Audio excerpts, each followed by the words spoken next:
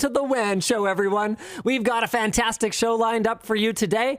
Amazon has allegedly retaliated against critical news coverage. Also, Dell Australia was found guilty of deceptive pricing. You know, the company that we covered in Secret Shopper that kept trying to push extended warranties down our throats and on-site service, would they do that? We should hire people from there. I mean, if I was trying to sell extended warranties and financing, yeah, that sounds like a pretty good idea. What else we got this week? PC Building Simulator features Linus tech tips in an update. Oh, yeah, that's right. I saw that. Nobody tells me anything these days. You know how I found out about that? No. In a tweet from the Linus Tech account, which I follow. It actually looks awesome. It looks amazing. It looks very cool. It looks so good. I honestly never did it because I was like, I've built enough computers. I don't need to simulate building computers. But I might just like check this out. It's kind of a fun game. Yeah. Like we played it for a sponsored stream for Epic Games Store way back when PC Building Simulator 2 came out. We should hold on. Sorry, we got to finish the intro. We should 1v1. What? That's like a thing you can do? I mean, or just like... Yeah, you could both start at the exact same time and see who can make more money. I'll make more money. Yeah, I lost to Jake, though, and I'm real salty about it. Oh, so you just want to beat me up? Just for ego reasons? Oh, yeah. All right, good enough. Also, what else should we talk about? I don't know. Elon Musk and Zuckerberg might actually fight each other in a cage match? That is not happening. Yeah, I said the same thing. But either way, intro time.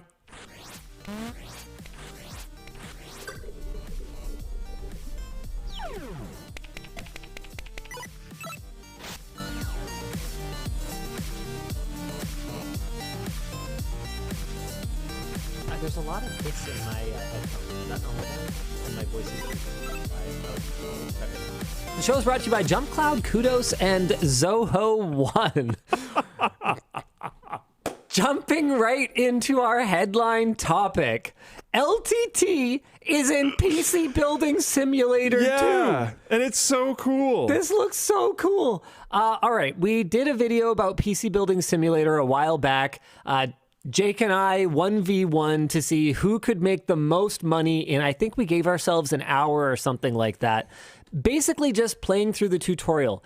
It's really cool because the amount of depth that they've built into this game is incredible. Like, it really matters that you pick exactly the right compatible components, and a lot of it is not just building a computer. Like, have you ever played it at all, Luke? No, never. Oh, yeah. So you don't just build a computer for lulz. You run a PC shop where you repair computers and troubleshoot them. Whoa. And also build computers. And then you build up an inventory of computer parts from your repairs. Like, oh, this still had a good GPU and the customer said they didn't want it. And then you can start to use them in other repairs and try to, you know, optimize, min-max your revenue and all that kind of stuff.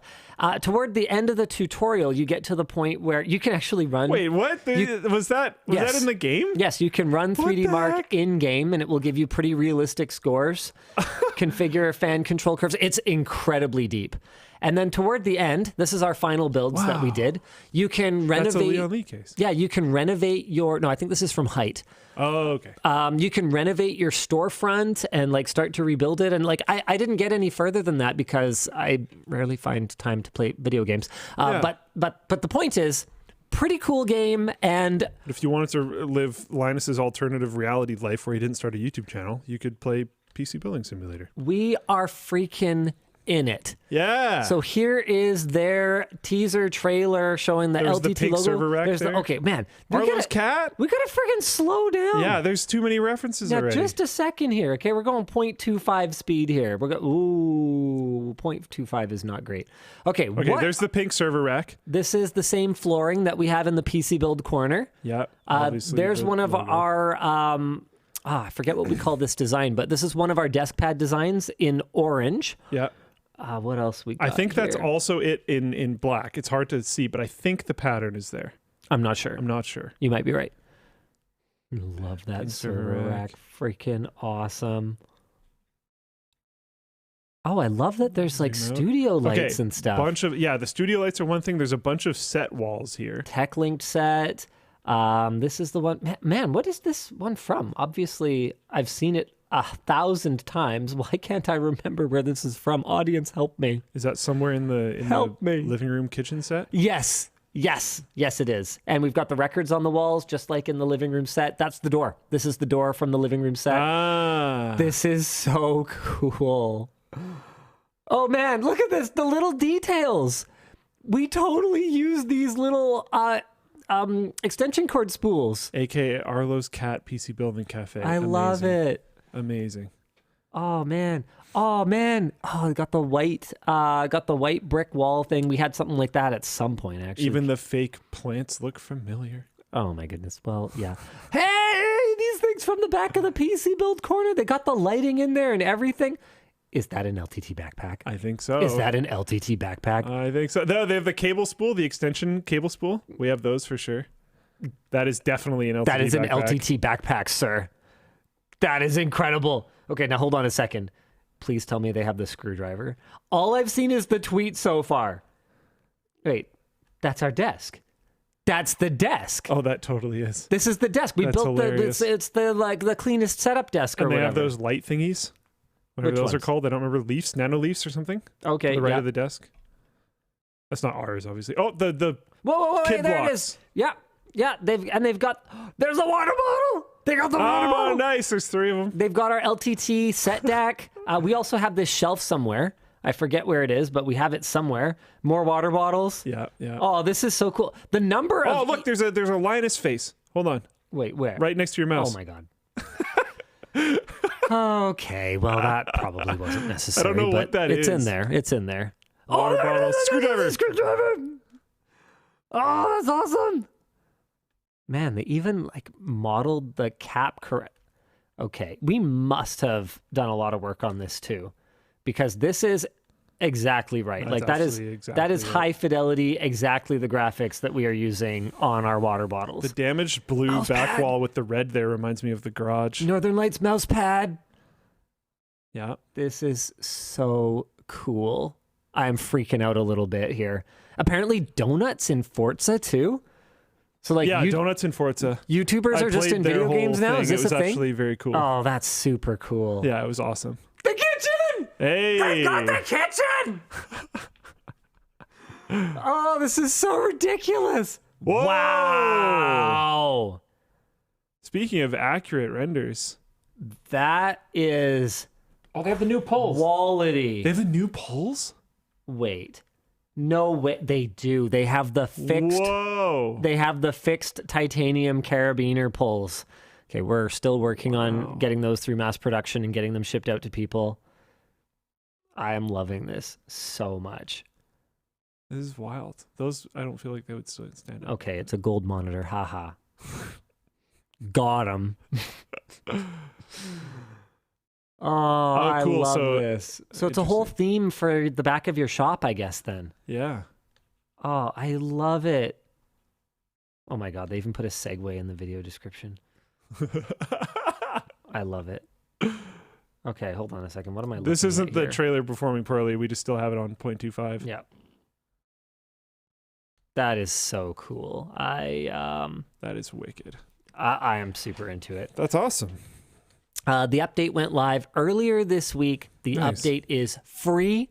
Cool. And you can try out the game's demo for free at lmg.gg/PCBuildSim2. We're going to have that linked down below. And if we don't have it linked down below, Dan is going to make sure we have it linked down below. Thanks, Dan. Thanks, Dan.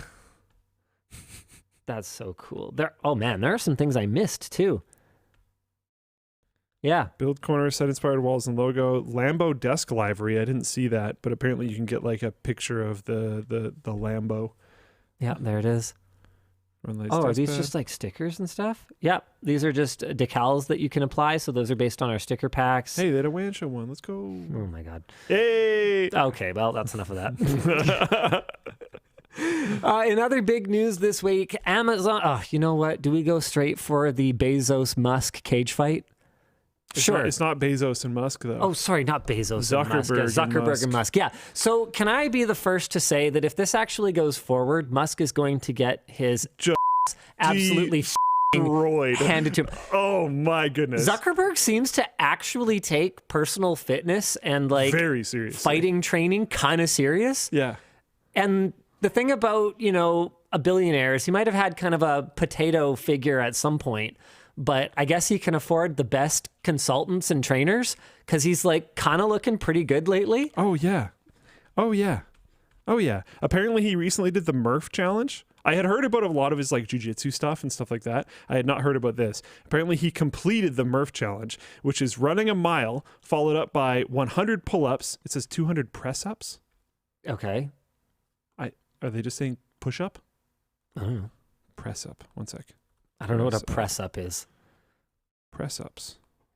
People are saying Bezos kind of jacked too. Actually, yeah, I've noticed that. Yeah, this looks like a push-up.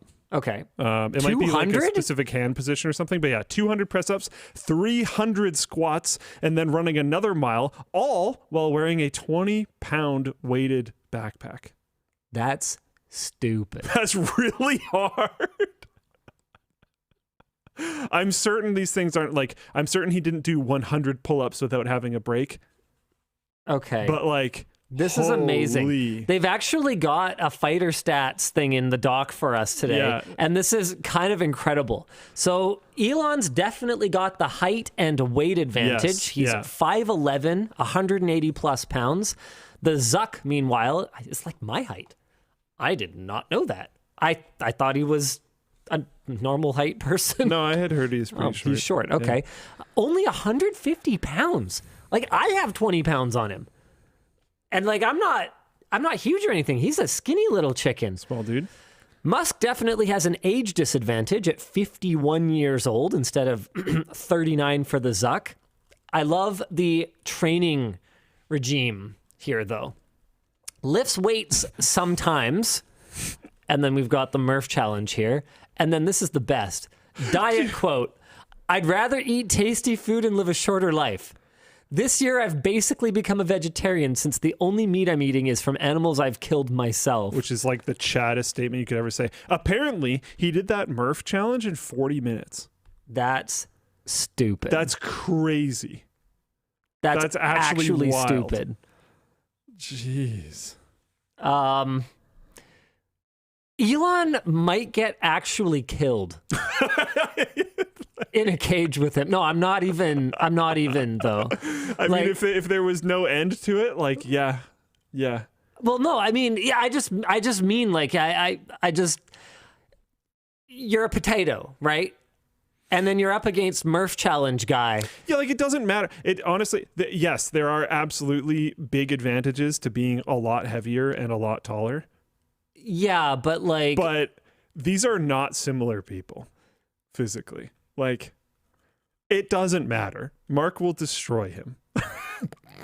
And to be clear, I am no Mark Zuckerberg fan. Neither of us are. Okay? Like, Facebook. Never mind him personally. Facebook has contributed basically negligibly to our success as an online media business. Like I don't even have any kind of professional indebtedness to the Facebook platform. Yeah. Like actually, if Facebook had never existed, that would be totally fine for me. Yeah. And Meta too. Yeah, because we'd still have like Oculus. Yeah, it might even be better. Yeah. A Meta spokesperson confirmed that Zuckerberg was entirely serious when he replied via his Instagram story. Oh, yeah. Well, he's gone to like jiu-jitsu tournaments and stuff. Zuckerberg would have no issue doing this. Musk replied, Vegas Octagon, I have this great move I call the walrus where I just lie on top of my opponent and do nothing. He will not get an opportunity to do that. I can't. I don't think he realizes like... I can't tell with him. A lot of people that have never been in an I don't know. Maybe he has, someone's going to bring up some weird thing from his past. Oh yeah, but like he's claimed care. like he, South Africa, fought and got stuff. Bullies and stuff. Sure. This is going to be a different reality. As far as my understanding goes, Zuckerberg is actually very good and very serious when it comes to jiu-jitsu, and he will choke the absolute out of Musk. Dana White, meanwhile, has expressed interest in hosting the match. So, of course he did. I mean, of course he did. Just a bunch of free money. Oh my God. Float plane chat is so funny. Musk is friends with Joe Rogan, though. They're kidding, Luke. They're kidding. They're kidding. Okay. It's amazing. Andrew Tate said something about training Musk. Yeah, what? From a Romanian prison? Like, via Zoom? That is a thing. Some people do, yeah. It's not as good. But I think I don't know. So, a bunch of people are bringing up the send me location meme. That's pretty great. Send me location. Okay. I will say, though, okay, we're about to get really personal here. You're 6'1", 6'2"? If you round up, I'm 6'3". I'm like 6'2" and like something. You're over 6 feet. You don't get to round up. Sure. Okay, Yeah. so you're 6'2". But then I'm past point half. So you're 6'2". I'm past point half. So you're 6'2". So I'm 6'3". So you're 6'2". Okay. No, if you're above 6 You feet, you round down past a half? No, you round down when you're over 6 feet. Past a half. Doesn't matter. Doesn't make any sense. You round up when you're under 6 feet. The Canadian government says I'm 6'3". The Canadian government doesn't even use feet and inches. Yeah, they use centimeters. So get if I remember correctly, it's like 192 or something. I don't know. Whatever.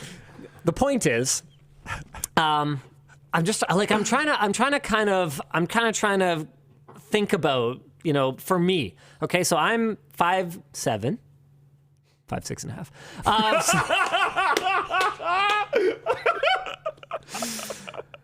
You have quite a few more inches on me than Musk has on Zuckerberg. Wait, in height or? Yeah, in height. Oh, okay. Well, probably. But I didn't go to the nude bath in Japan, so we'll never know for sure. The point is that you've got at least like, oh man, so what's Musk, 5'11"? Yeah. So you've got like another 3 inches on me over what Musk has on Zuckerberg. And I'm trying to think, when you were full potato, what did you weigh at that point? I don't even want to say. It was a lot though. Okay. Yeah. Like over 200? I have no context I haven't for this. been under 200 since I was like 17. Okay, well, okay, over 250? Yeah. Oh, okay. All right. Yeah. Man, so I'm just trying to think, how fast How would much I do you have to think be? I weigh right now? Look, I have no context for this. I have always been under 6 feet. Yeah, but I don't just know like- how much bone weighs. But just like fire out a number. Right now, Yeah. I don't know, 230. No. Well, you're look. But like not that close. It's definitely more than that. Okay, I weigh pretty much 250 right now. right now. Yeah. Oh, Yeah. oh, Yeah. Now, one thing to consider is I've put on a lot of muscle since then, right. and that weighs a lot more. But I was more, for sure. Got it. Okay, so I'm 170. So their weight difference is actually A bunch of people are like, what? Yeah. And there's no, like, this is flat. Like, I'm doing okay. Yeah, their weight difference is actually way smaller because I was thinking about it going like, even when you were out of shape, like I wouldn't go out of my way to go into an octagon with you. Like if I got lucky, I could maybe try to like break something Yeah. I'm before you kill me. rather certain I still would have won. Yes. But that is the drasticness of that situation is significantly higher. Yeah, because you had what, like 100 pounds on me. Yeah. We're talking 30 pounds difference. Yeah. Which is a lot when it comes to these types of things. But the gap in training between these people Right. Well, the other thing too is Zuckerberg. is wild. Like, Zuckerberg would know that Musk is going to gas. That too? He's got to carry an Absolutely. extra 30 pounds around with him, and he's not honestly, trained. Here's a hot take. I don't think it would matter. I think Mark could just take him. Just go straight in, Yeah, I don't think it would like matter at Nunez all. style, just like, and you're dead. The training gap here is insane. The like physical capability gap here is insane. Like it's not even sort of close. I don't know. No, we are not speaking in kilos. We are Canadians, so we have absolutely no rhyme or reason to the units we use. There's a flow chart. Yeah, there's like all the Canadians talk about things with the same metrics, Yeah. but I don't know. Here it is. How to measure things like a Canadian. What are you measuring? Speed, metric. Yeah. Distance. Is it your height? Yes. Imperial. Is it your height? No. Is it a long distance? Yes. Metric. No. Is it related to work? No. Metric. Yes. Imperial. Okay, hold on. This is actually true. I am actually not kidding. So far, it's Temperature. perfect. Is it for cooking? Yes. Fahrenheit. Yep. No. Is it the pool's temperature? Yes. Fahrenheit. No. Celsius. That's true. Mass. Is it your weight? Yes. Pounds. No. Is it very heavy? Yes. Kilograms. No. Pounds. Volume. Is it for cooking? Yes. Cups and spoons. Yeah. No. Metric. That is so amazing. We are actually right up. We have no idea what's going on. That's amazing. It comes from being neighbors. And one thing that's not included here, what are you measuring? Is it like an object? Because we always use imperial for construction because we both use and export a lot of lumber to America. So all of our lumber, like I was blown away when I heard that you could buy lumber that was a 3 centimeter by 6 centimeter or whatever the hell a 2x4 is in metric. And like, that's what they build with in Europe. And I got screwed over because whatever they use for drywall in Europe is like a slightly different thickness than here. So the cool acoustically isolating screws that I tried to use in my theater room that were from a European supplier were ever so slightly, I think, not long enough or something and couldn't go through the imperial drywall. Anyway, the point is our construction is also in imperial. So I would never use centimeters to describe anything in terms of sawing or cutting or screwing or hammering all anything. Inches and feet. All inches and feet. Yeah. But then you ask me to think about anything farther than about, oh no, because lots of other trades use feet too. So I would never be able to estimate painting a house. I did all of that in imperial. I'm pretty sure even when we ran the cable, it was feet, wasn't it? Yeah. I think so. I know cables in both, though. I'll use them interchangeably. Yeah, me too.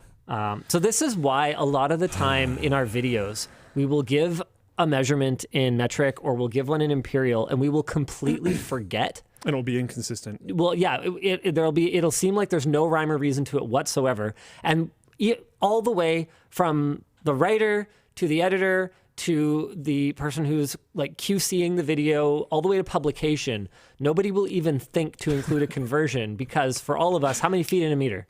I don't know. What? I know like mentally about how much it is. I don't know off the top of my head because everything I do that actually matters for it, I do it in feet. 3. Okay. Ish. Is it exactly? Yeah, see? He doesn't know it's either. 3-ish. Come off it. I knew it was 3 something, Yeah. but I don't know the exact 3 answer. and change. Yeah. Yeah, so 6 feet is a little under 2 meters. Yeah, but you can't like, Okay, how many cups in a liter? I don't know. Because the same reason. What the hell's wrong with you? Okay, well, I know these things.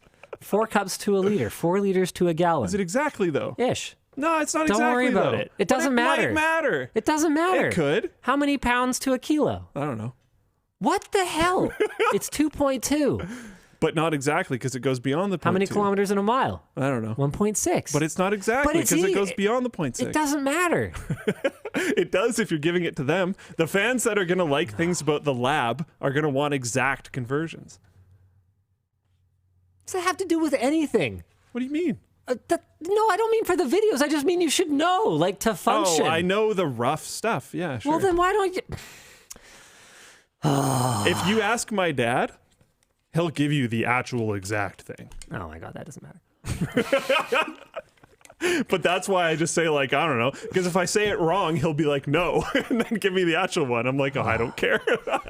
I don't know. You just got to know this stuff. Like 5 mils in a teaspoon, 15 mils in a tablespoon. Like you just, when you grow up with it, I mean, think about it. What's the difference between memorizing one asinine method of measuring things and another smarter, but also, you know, pretty complicated when you're 9 and you're learning it or whatever method of measuring? Just memorize both of them then. Who cares? See, like Fahrenheit though. Blue Furl said 3.2 feet in a meter, but it's actually 3.28. So it's more accurately 3.3. Doesn't so matter. like you're off. It's about 3 there, eh? What if it does Fahrenheit I cannot do though. And it's funny because for the pool and like for the hot tub, I know it, right? Like over 100 in the hot tub was hot enough that my aunt wouldn't let me get in when I was a little kid. You know the points that like mean something. Yes. Yeah. But if you and I know that like 100 degrees or 100 Fahrenheit is like frickin' hot weather. Yeah. Like unbearably hot weather. And so I could kind of go, okay, it's probably like 42 or something. But then because the units don't they get really move weird. Similarly.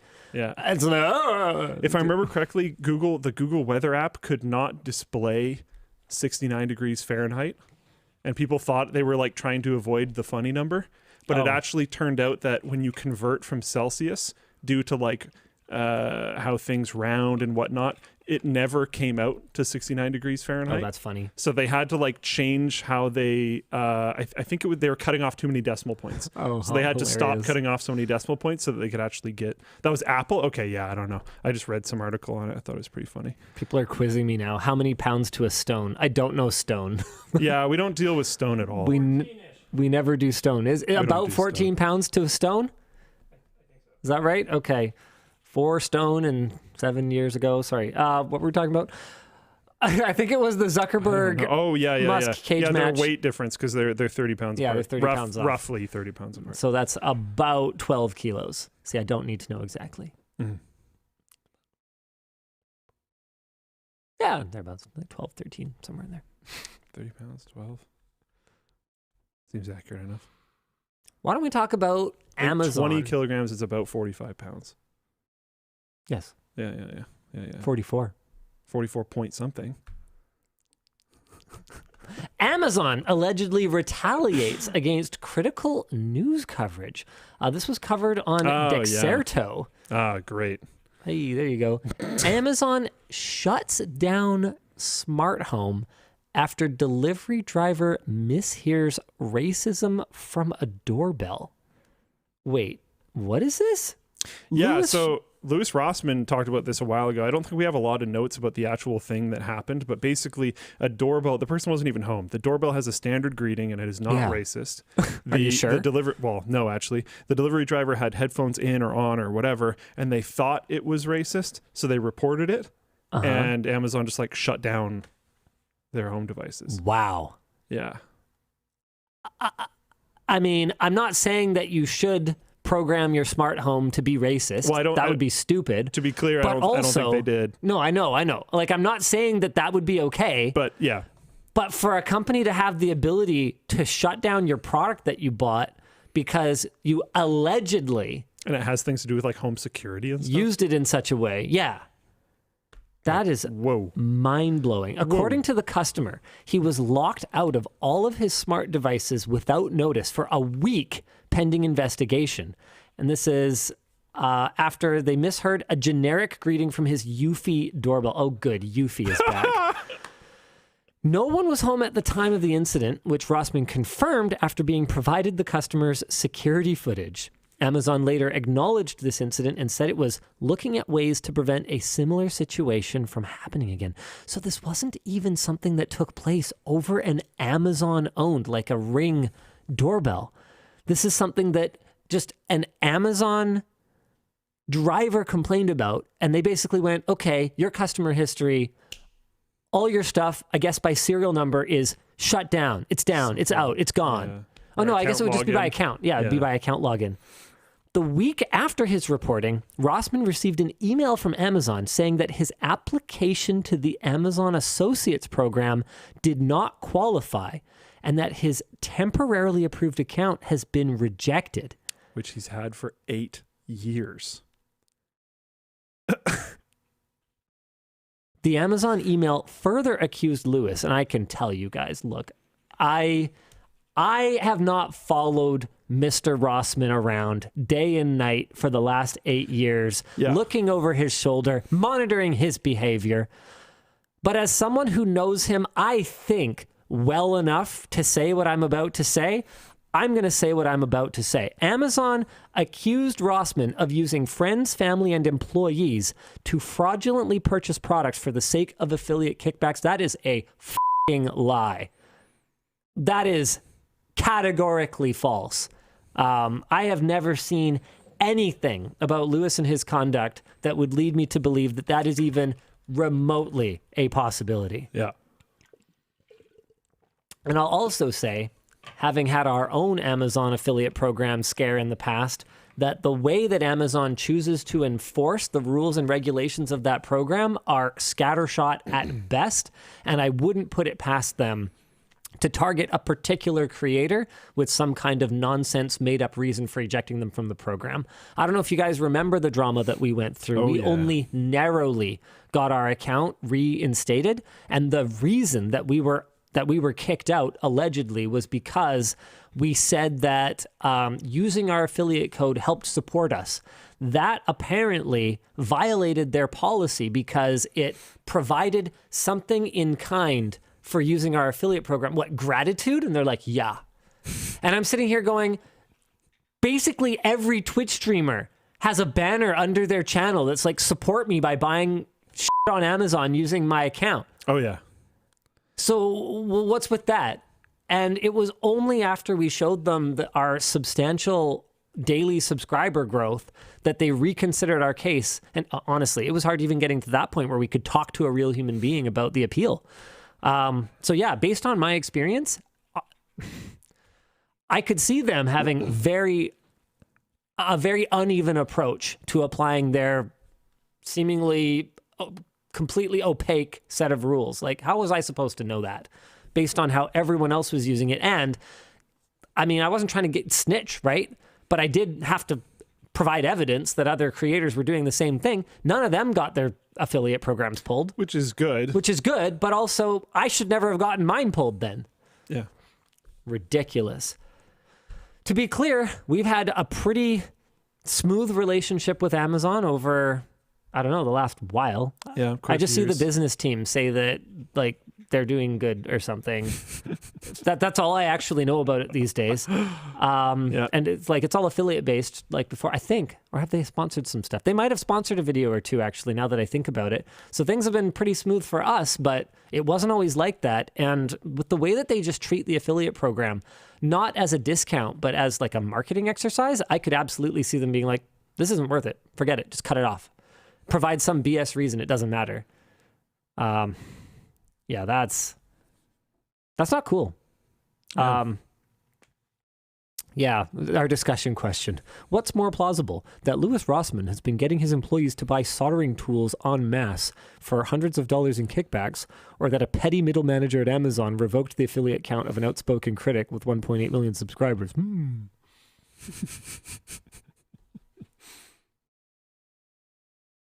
Yeah, it's kind of rough.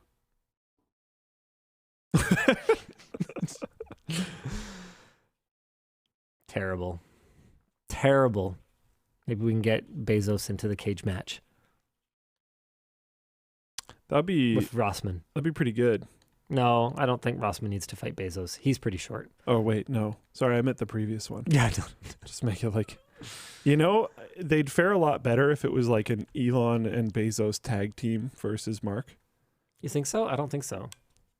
Oh, well, yeah. I don't know if Bezos has actual like fight training though. Oh yeah, just but because you're in shape doesn't mean you can fight. At least there's two. No, I completely agree. But I'm saying at least there's two of them. Like, it increases chances a little bit. You missed the the arcade day. Yeah, he was sick. Yeah. But they had like one of those punching bags that like measures how hard it hits the thing, and I was like very close to people who weigh like 20-30% more than me because it's so much of it is technique. Yeah. Yep. And so just because you're strong or heavy doesn't actually mean you can hit hard. Yeah. Yeah, I don't know. I think I'd still take Zuckerberg. You think you would take Zuckerberg? No. Oh, heavens no. Okay, no, I don't want to fight Mark Zuckerberg. I was like, whoa. I mean, give me a year of like training for that. Like I'd have to actually train. Like you'd have to dial down work. Yeah, I have some martial arts background already. I wouldn't be coming from ground zero. I would really want to improve my flexibility, and I'd really want to improve my stamina, and I'd really need to work on like ground. I was going to say, as far as my understanding goes, what you might want to work on is just intensely avoiding going to the ground, because it takes a very long time to learn jiu-jitsu, and I think he's been doing it for quite a while. Okay, so basically I just want to get focused on... And you have no, like, sorry, what is it? What is the thing that you do again? I don't remember. I don't say what it is. Okay, that's fine. Because it's like kind of random. It's a combination of like, you do some kind of kickboxing-y stuff, some taekwondo. I'd say probably it's most based on taekwondo, But which is one of the most none of it's useless... ground, right? We do some grappling. You do some grappling. Some, okay. not much. Okay. Very little. At least you have some, though, because a lot of people will come with, like, no wrestling, no jiu-jitsu, and think they're just going to, like, bear hug people and win and just get wrecked. Oh, yeah, that's not how that works. Yeah. It's been a long time, though. It's Yeah. been a very long time since I've done, like, any kind of grappling stuff. No, I'm not gonna fight Mark Zuckerberg. That's just not worth it. It's probably good. Moving on, though. Yeah, we've got to explain merch messages. Yes. You guys are probably seeing these down here. The way to interact with the show is not super chats, it's not Twitch bits, it's a merch messages.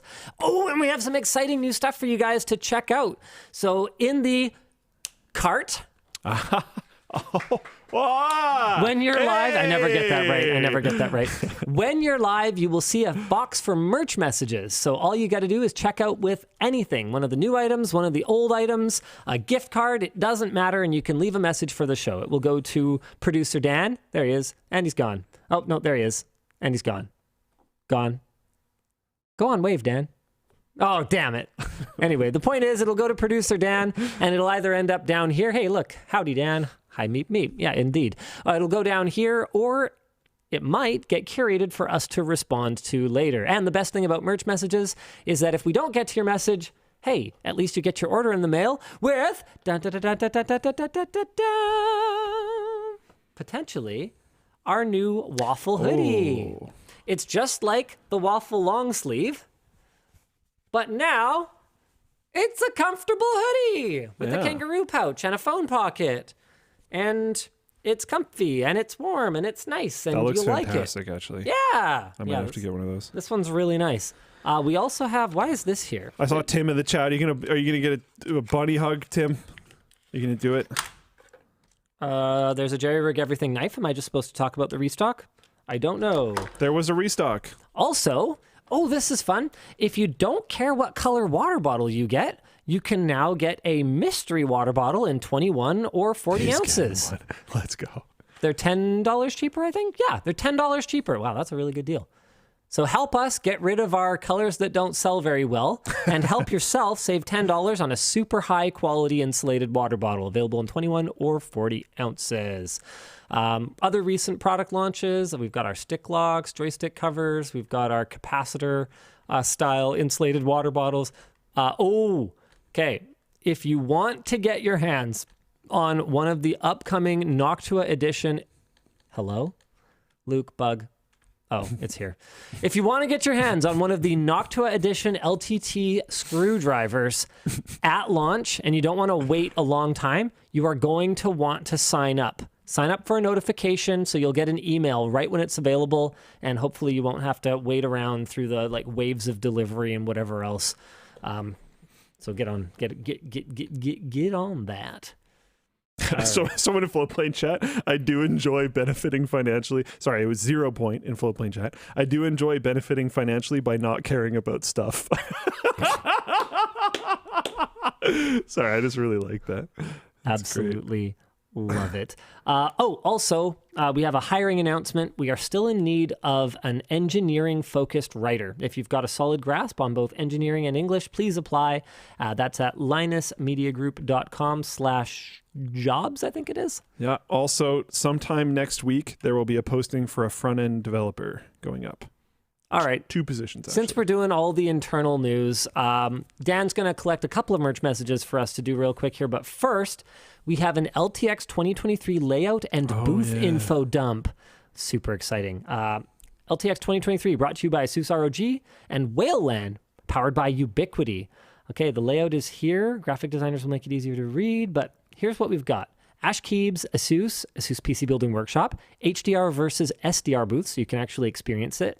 Blackpoint Cyber, a cybersecurity workshop, and sim racers. Cable Mod is doing blindfolded cable management. That's going to be fun. Canada Learns to Code is doing a coding workshop. Canadian Red Cross is doing Mario Kart tournaments. Sure. Sweet. Corsair is doing their an IQ demo, gaming setups, and giveaways. There'll be a CPU delidding and GPU repasting booth. EK Waterblocks is doing... they're showing off the EK Sim Racer, so that's a super cool racing sim thing, along with some fluid gaming setups. Epic Games is going to have a water cooling workshop featuring EK Waterblocks. Oh, okay, so they're collaborating. And they're going to have PC Building Simulator 2 stations. Oh my goodness, we are only a quarter of the way through. Okay, I'm not going to be able to read all of these. InWin is doing Dubilee case building. Height is doing a Space Cadet pinball tournament of some sort, or some kind of Space Cadet tournament thing. London Drugs will be there, sure. LTTStore is doing screwdriver building, so you can build your own screwdriver. Mech.land is doing typing competitions. What else we got? Man, there's so much stuff here. NZXT is sponsoring the triple lane case toss. We're going to have 3 lanes of case tossage this year. It's going to be freaking awesome. Seasonic is going to have every version of Windows, so you can just like try all the different Windowses in their booth. That's a lot, actually. Yeah, the idea is that I think 1 out of every 5 people in the entire building can be engaged in an activity at any moment, at any time. Whoa. That's the goal. We want to minimize lines. We want to maximize engagement. So everyone who wants to have a booth here has to have an activation that's fun. That's awesome. Starforge will be there, including a very special PC for Linus to react to. Interesting. The hammer's got to be huge. VRRC Cars V2 is coming. 4 cars, first-person view racing. Let's go. Awesome. Yeah, there's a freaking lot. And they said there's a layout, but I don't see it. Maybe it's on the site. Nope, don't see it. Okay, cool. Good chat, everyone. Dan, you want to hit us with a couple merch messages? Sure thing, yeah, I got a couple here for you. Linus, you mentioned a couple of weeks back regretting naming the company after yourself. I had the same regret and wondered what other names you've pondered since. Nope. Because we still might need some of those. Yeah, that's a problem with that. We do have a couple of good ones. Oh, this could be a way for me to win the debate. I just leak all the ones that I don't like. Oh, that is so lame. That's how we end up with Linus Media Group. That's not fair. That is fair, because we wanted to change it, and you said no. So that actually is fair. Well, this isn't exactly how we ended up with Linus Media Group. It's pretty close. It's pretty close. I'm sorry, Luke. I didn't know. I actually can't remember any of them off the top of my head right now, and a quick search of my inbox did not bring up the one that I want, which I thought might be also in an email chain with the ones that I don't want. Got 'em. Unfortunately, I'm not going to be able to do that. Honestly, I think Austin's company name is really good. It's Overclock Media. I'm like, yeah, okay.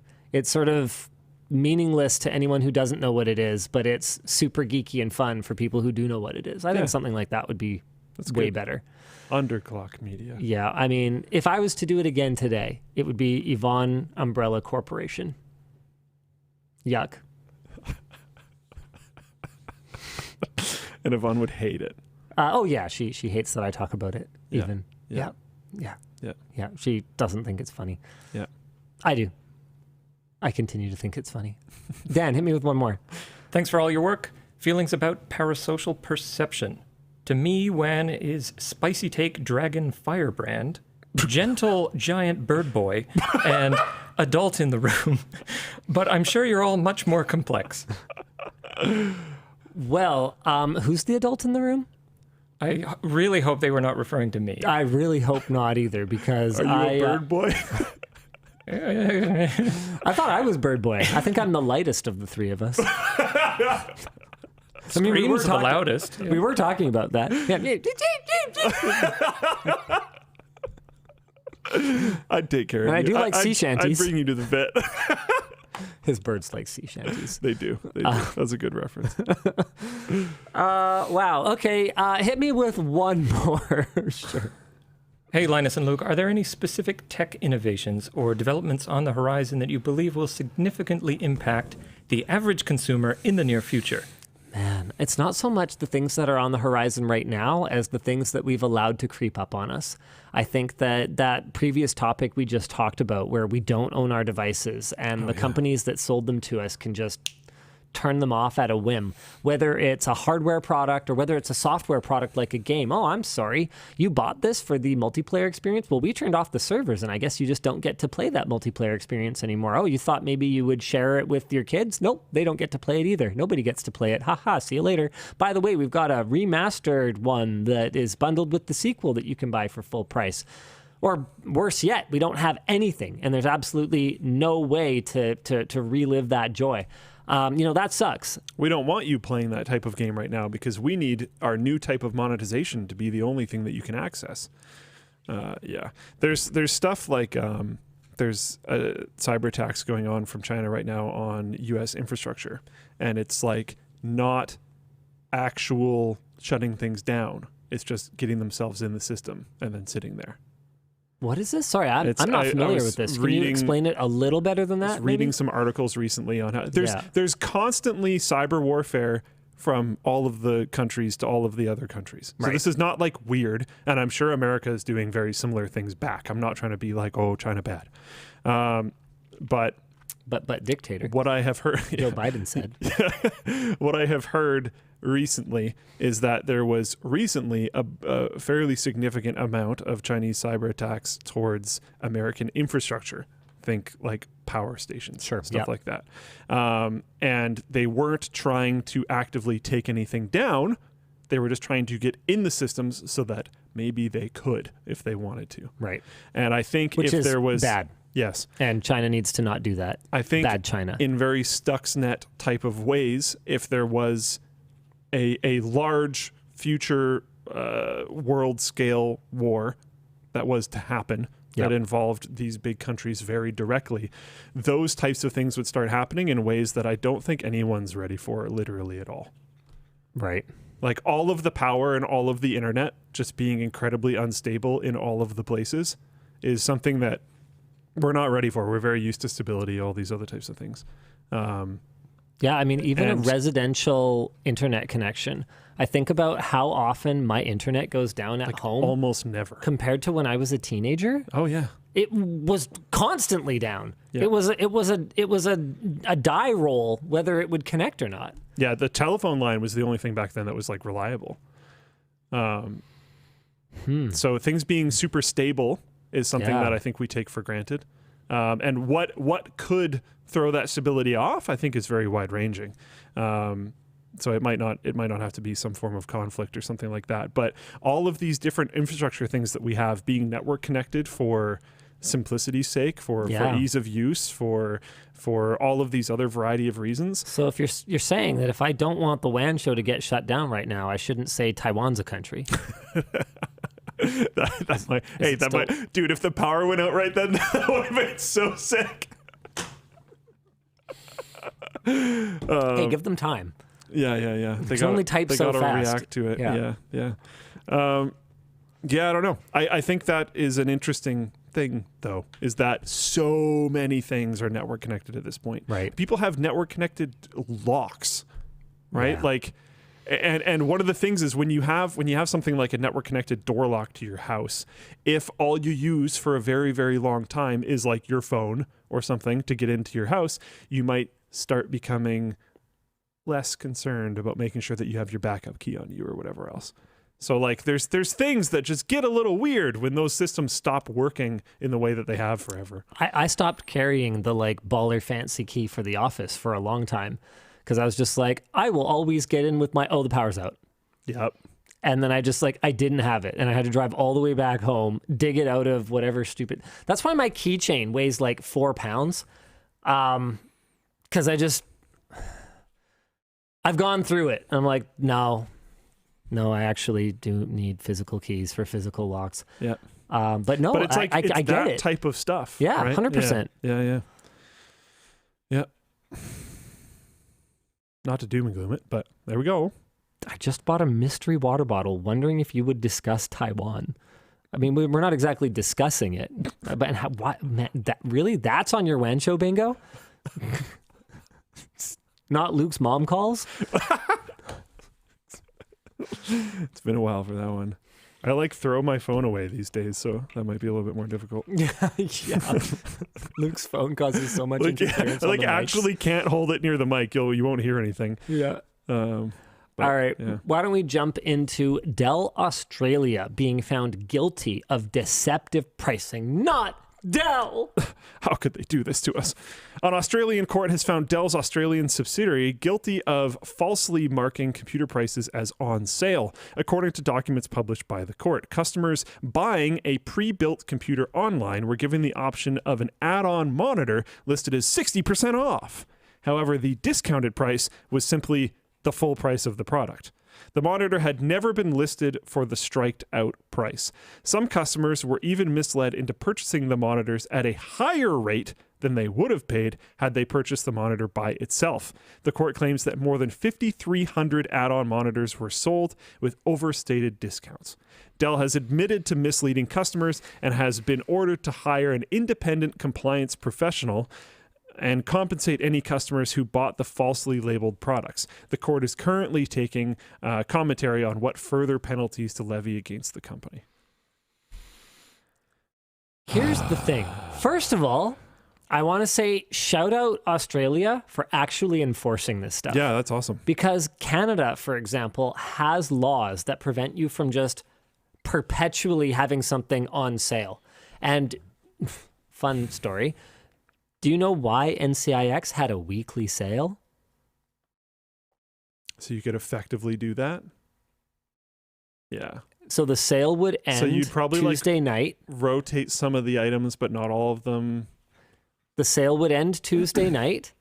Then Wednesday day, we'd sell basically nothing because everything was at rando stupid prices because they were just set by the system at some safe, we definitely won't lose money level. Okay.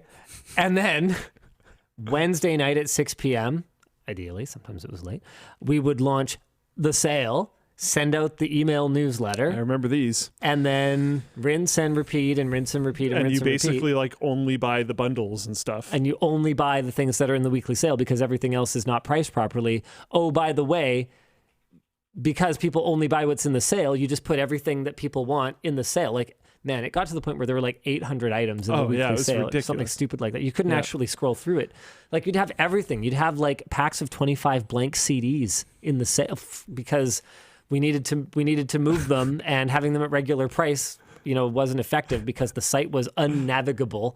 So that was why. It was in case anyone ever got mad at us. But as far as I can tell, nobody ever gets mad at anybody for it. Like, man, the number of furniture stores in Surrey that literally have like faded, going out of business banners hanging on them. From like 6 years ago sometimes. Yeah, from just sitting in the sun for literally the better part of a decade. Yeah.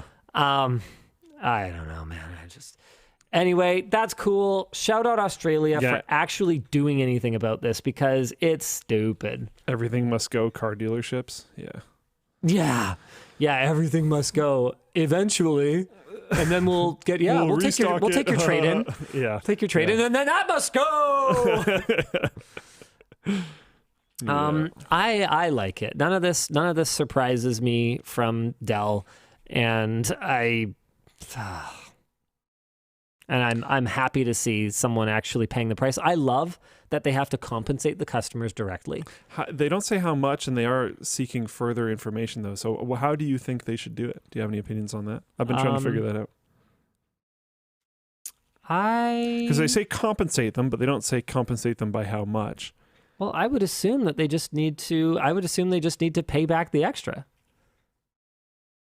But then again, so the difference because they bought it at normal price. They just thought they were getting it. Okay, I have no idea how they would. This would wreck them looking at the prices that I see on the screen, but it would be really great if they had to pay them the difference. Yeah, that'd be a lot of money. That'd be like $5 million. Because it's $1,000 Delta, Luke, and there's 5,000 add-on monitors that were sold with overstated discounts. Get owned. Don't do it again. Yeah. I mean, I think that probably doesn't make a ton of sense, given that it's not like these people bought it at the inflated price. They bought it at regular price. They wow, how do you build a compensation package? I have no idea. I don't know the answer, but I know that I'm happy they're doing something, and that Dell's getting that. And I'm happy that the compensation is going to the individuals personally, rather than just being a fine that goes to the lawyers, the government, the lawyers. That like, yeah. Oh, you get $2. Yeah, but I'm the one who got screwed. Yeah. Like, where's my check? Oh, $3 for my class act. Oh, thank you. Thank you. How much did the lawyers get? Oh, millions. Oh, cool. This is perfect. Yeah. The system works. Yeah. Yeah, I don't know. I hope it's not nothing because, like... I want Dell to feel it. Yeah. Whatever amount that is, sounds good. I hope they figure it out. All right. What do you want to talk about next, Luke? People were saying that the Intel Arc A770 was discontinued. That is not true. Intel has officially discontinued their Arc A770 limited edition graphics cards, meaning like the ones that like they're making and stuff. Yep. But board partner cards are still available. This is super normal. And people should stop freaking out. Yes. Yep. Basically, I just don't think Intel is interested in the low margin business of being an AIB in the longer term. It was pretty obvious from the name Limited Edition that they intended to eventually EOL this particular 16 gig version of the A770. People are just so obsessed with trying to call the skies falling on Intel Arc. But it's not, so... Honestly, I'm surprised it lasted this long. That's either an indication that it took a little bit longer for them to build up AIB, like add-in board partner relationships, or that they... had a lot. Or that they were selling really slow compared to how many of them they had. Yeah. I'm not sure which way this went, but it probably wasn't. Intel was selling too many A770 LEs and just... It's too profitable. We can't shut it down. Yeah. Probably not the problem. Yeah, probably not so much.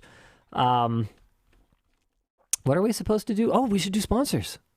Oh, man. Whoa. There's so many topics. Okay, let's get through them quick. The show is brought to you by... JumpCloud. Managing IT systems can sometimes feel like herding cats, but imagine you had some kind of central cat control center. In this metaphor, the cat control center is our sponsor, JumpCloud. JumpCloud is an open directory platform. No, I didn't. You missed a line. I did not. Is it not in there? No. JumpCloud is an open directory platform. It can centralize your technology stack across identity, access, and device management. You can use JumpCloud to handle identities and access with maximum ease and maximum security, and they've got support for Mac, Windows, and Linux, so no matter the platform, JumpCloud has your back. In the Device Management tab, you can provide user access, apply policy configurations, or run commands, allowing you to decrease your IT expenses and ongoing costs and scale your organization with confidence without massive tech overhead in infrastructure or people. So try JumpCloud today using the link in the video description. The show is also brought to you by Kudos. Can't remember which credit cards offer which rewards at which places? Well, if you can't, you've been throwing free money away and you need Kudos, our sponsor. Kudos is a free shopping extension for your computer and iPhone that helps you get the most cash back from your credit cards. The best thing about Kudos is that you can double your rewards across 15,000 sites at stores like Walmart, Levi's, HelloFresh, and more. So let's say you usually earn 3% on hotel reservations via Priceline. If you shop with Kudos, you'll now get 6% back. Yep. Wow, really? Okay. The average Kudos user has saved over $750 a year, they say. So don't wait. Use code WAN to get Kudos for free by clicking the link below or going to joinkudos.com. For our European viewers, this may seem super weird, but in North America, it's normal to use credit cards even if you do have money. I know, it's weird. Anyway... The show is also brought to you by Zoho One.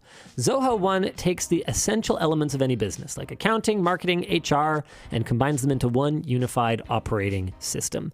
Their easy-to-use interface keeps the tools organized so you can send out purchase orders, create marketing campaigns, and manage shift scheduling all in a few clicks. Their CX dashboard helps you identify where you need to improve your customer experience, and with their app, you can run your business from anywhere. Follow the link below to try Zoho One for free for 30 days with no credit card required. All right. wait, we have to do merch messages now. But there's so many topics, Dan. There is. When we didn't respond Nope. to the doc, they just prepped all of the topics. I see. That's kind of on us. Yes. That's on you. I replied No, once. I had the day off yesterday. Oh. Get owned. Well, I did my best. Okay. That's all replied we once. can ask for. All right, hit me with a merch message. Sure thing. Linus, when you got the pie in the face during your last live stream, did you feel like Yes. Mrs. Doubtfire for a moment? Yes.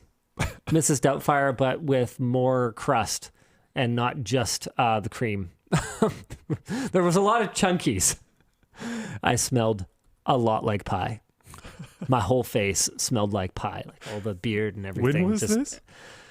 We did a guess the price wrong and get punished stream. Oh, right. A lot of you probably haven't seen it. It seems like there's been some differences in the rate at which YouTube serves out live stream VODs. So they used to get a bit of a harder push right out of the gate and then the slow burn. And now it seems like they don't really get much of a push out of the gate and they're just a slow burn. So over the next 6 months, you'll probably see it recommended to you in YouTube and then I guess click it then or whatever. But yeah, it doesn't have a lot of views yet, but it was quite well received, and a lot of people have said it's like one of our best streams ever. Basically, I had to build a computer, but the catch is that I have to guess the price of every component, and if I'm off by more than 10%, I spin a punishment wheel, and if I'm off by more than 20%, I spin a worse punishment wheel, and if I'm off by more than 30%, I spin a really bad punishment wheel. Let's just put it this way: I spun the 30% a lot of times.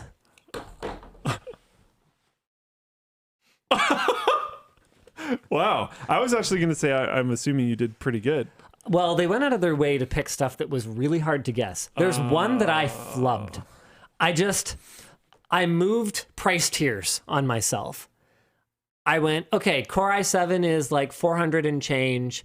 Core i5 is like 260 to 280. Okay. But that was back when Core i7 was the top of the range. I was And gonna say, this also sounds a like while old ago. information. Yeah. So it was I forget what. It was a Core i7. And I went, step down, Core i5. Yeah. Or wait, was it a Core i5? I can't remember. It was something. The point was, it wasn't what I thought it was. And I forgot that we have a Core i9 tier. I just completely spaced because I was hosting a stream and trying to guess a thing. And it had been a long day, week, month, 10 years. And I just completely spaced on it. And that was supposed to be the easy one. So I was off by more than 30%. Right out of the gate, I got a dollop of hot sauce to bomb. Oh, Yeah. oh. So I was feeling that yesterday. I heard it was hot sauce. I didn't realize it was like hot sauce. Yeah. I always assumed it was going to be something. It wasn't kinda chill. Tabasco. Yeah. Yeah, The lower tiers I were could a weaker chug hot Tabasco. Yeah. Anyway, so yeah, it A was. dollop of the. Yeah, it most wasn't- people do like one drop. Oh, it was a lot more than a drop. Oof. Yeah, it was some. So then right out of the gate, I did terrible. And then most of the items they picked were designed to be difficult to guess. So for the motherboard, for example, it was like a Sonic the Hedgehog themed board from Azeroth. Oh, How much would that cost? I have no idea. No idea. 400. Yeah, that's about what I said. It was, Okay. It was $250. Wow, that's a Well, lot. the thing cheaper is, than it I could go expected. any direction. Of course. It could be a ton because it's super limited edition, and And they it like lights up with a crazy. produced only a few of them, and they're If your super system in demand. crashes, it makes a coin. Or it could be bouncing basically noise. nothing because they produced a few of them and nobody bought them, and they They're just like discounting them to get them out. are trying to get rid of it. Like I don't know. Yeah. I don't know how much demand there is for a Sonic the Hedgehog motherboard. Yeah, that's ridiculous. So there was a lot of stuff like that. They be trolling you. Yeah. Linus didn't chew the hot sauce. You need to or it burns your stomach. What on earth are you talking about? Also, the number of people that were like, Linus, don't drink water, it makes it worse. I don't know. Maybe for you, water definitely helps for me. It's just like, we had an acoustic panel just fall off the ceiling. It just about hit Dan. So that's funny. I mean, it's not as funny as if it did hit him. I wish it had. That would have been great. Oh my goodness. They're not heavy, don't worry. Wow. What was I saying? Hot sauce, water, you find it helps. Yeah, I find it helps. Even just like the cooling, like the soothing. People are like, but it spreads the capsaicin. that doesn't bother me. Spreading it out is more better. Yeah. And like, yes, milk works better. Where the f am I going to get milk? I'm at work. I'm not at home. Just like the number of people who are like, Linus doesn't even know. Yes, I know. I'm at work. Yes, my mouth is burning. Let me drive to the grocery store. Idiots. Like just the kind of like pompous like yeah. well, if only you knew. Go back to Reddit. Oh wait, got him. They're spilling out. Yeah. No milk at the office. WTF? Why would there be milk at the office? Like creamers maybe, but milk? Why? Yeah. That'd be a little weird. Anywho. Get milk for work. No. Why? Like, what are you guys even talking about? Milk is good. So what? So buy it at home. Yeah. And drink it there. Yeah. Yeah. No, we're not providing milk.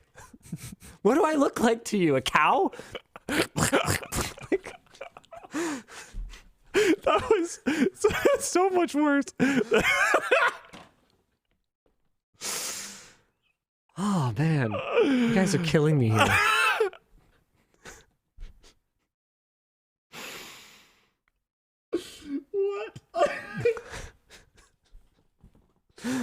What are we supposed to be doing right now? I have to read you another merch message. Okay. I will try to reach. I would not have had Linus milks himself on my bingo card. Why do I want a cup of coffee now?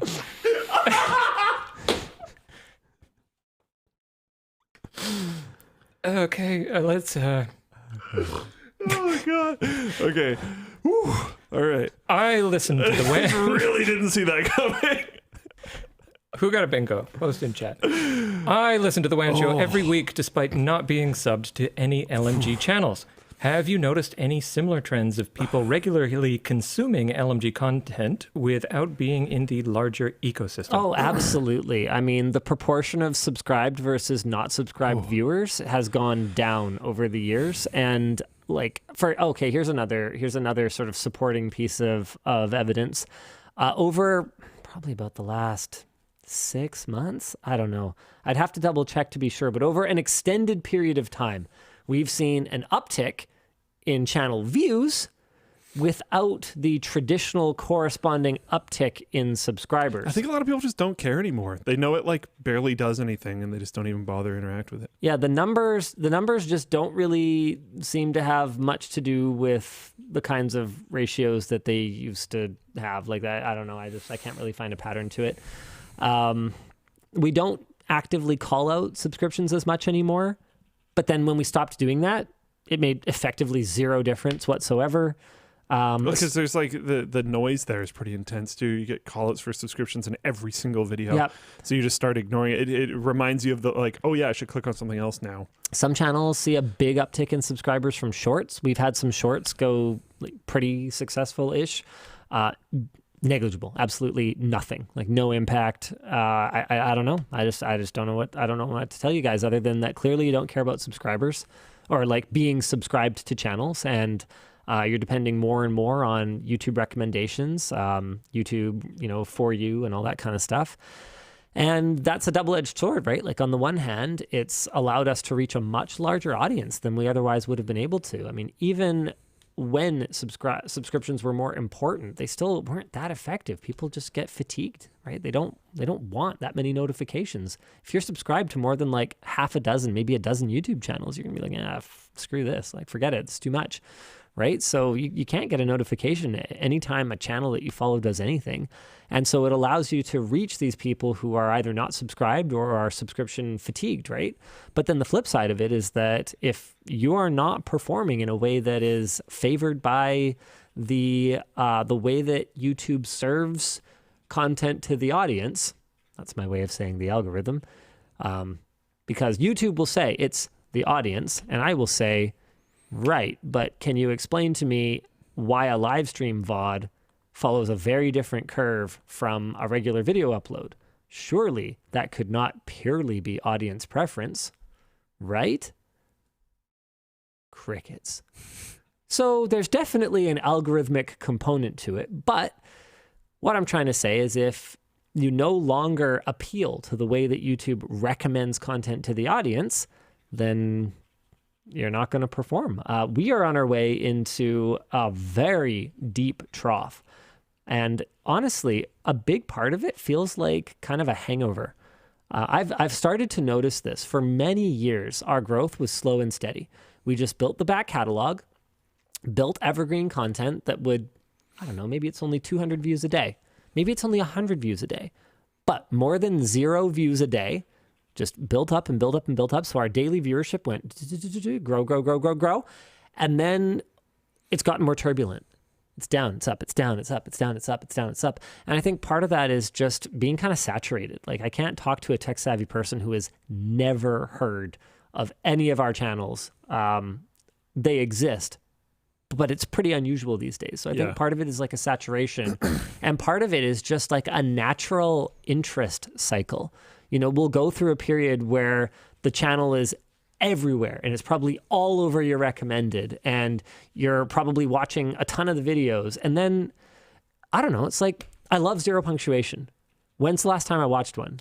Yeah. Yeah, I leave it alone for a bit and then like I'll go back and binge it. Or like I'm that way with TV shows and stuff as well. Like I just kind of fall off and then I'll go back to it or sometimes I won't. And that's just sort of like the natural cycle. And so right now,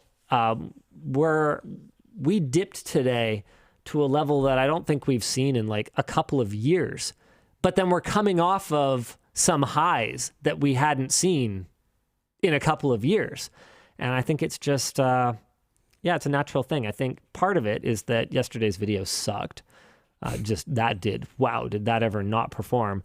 But part of it is also just that interest waxing and waning because we've uploaded some really good content in the last little bit that hasn't performed well either. And I think is just going to be a slower burn as it gets served to people.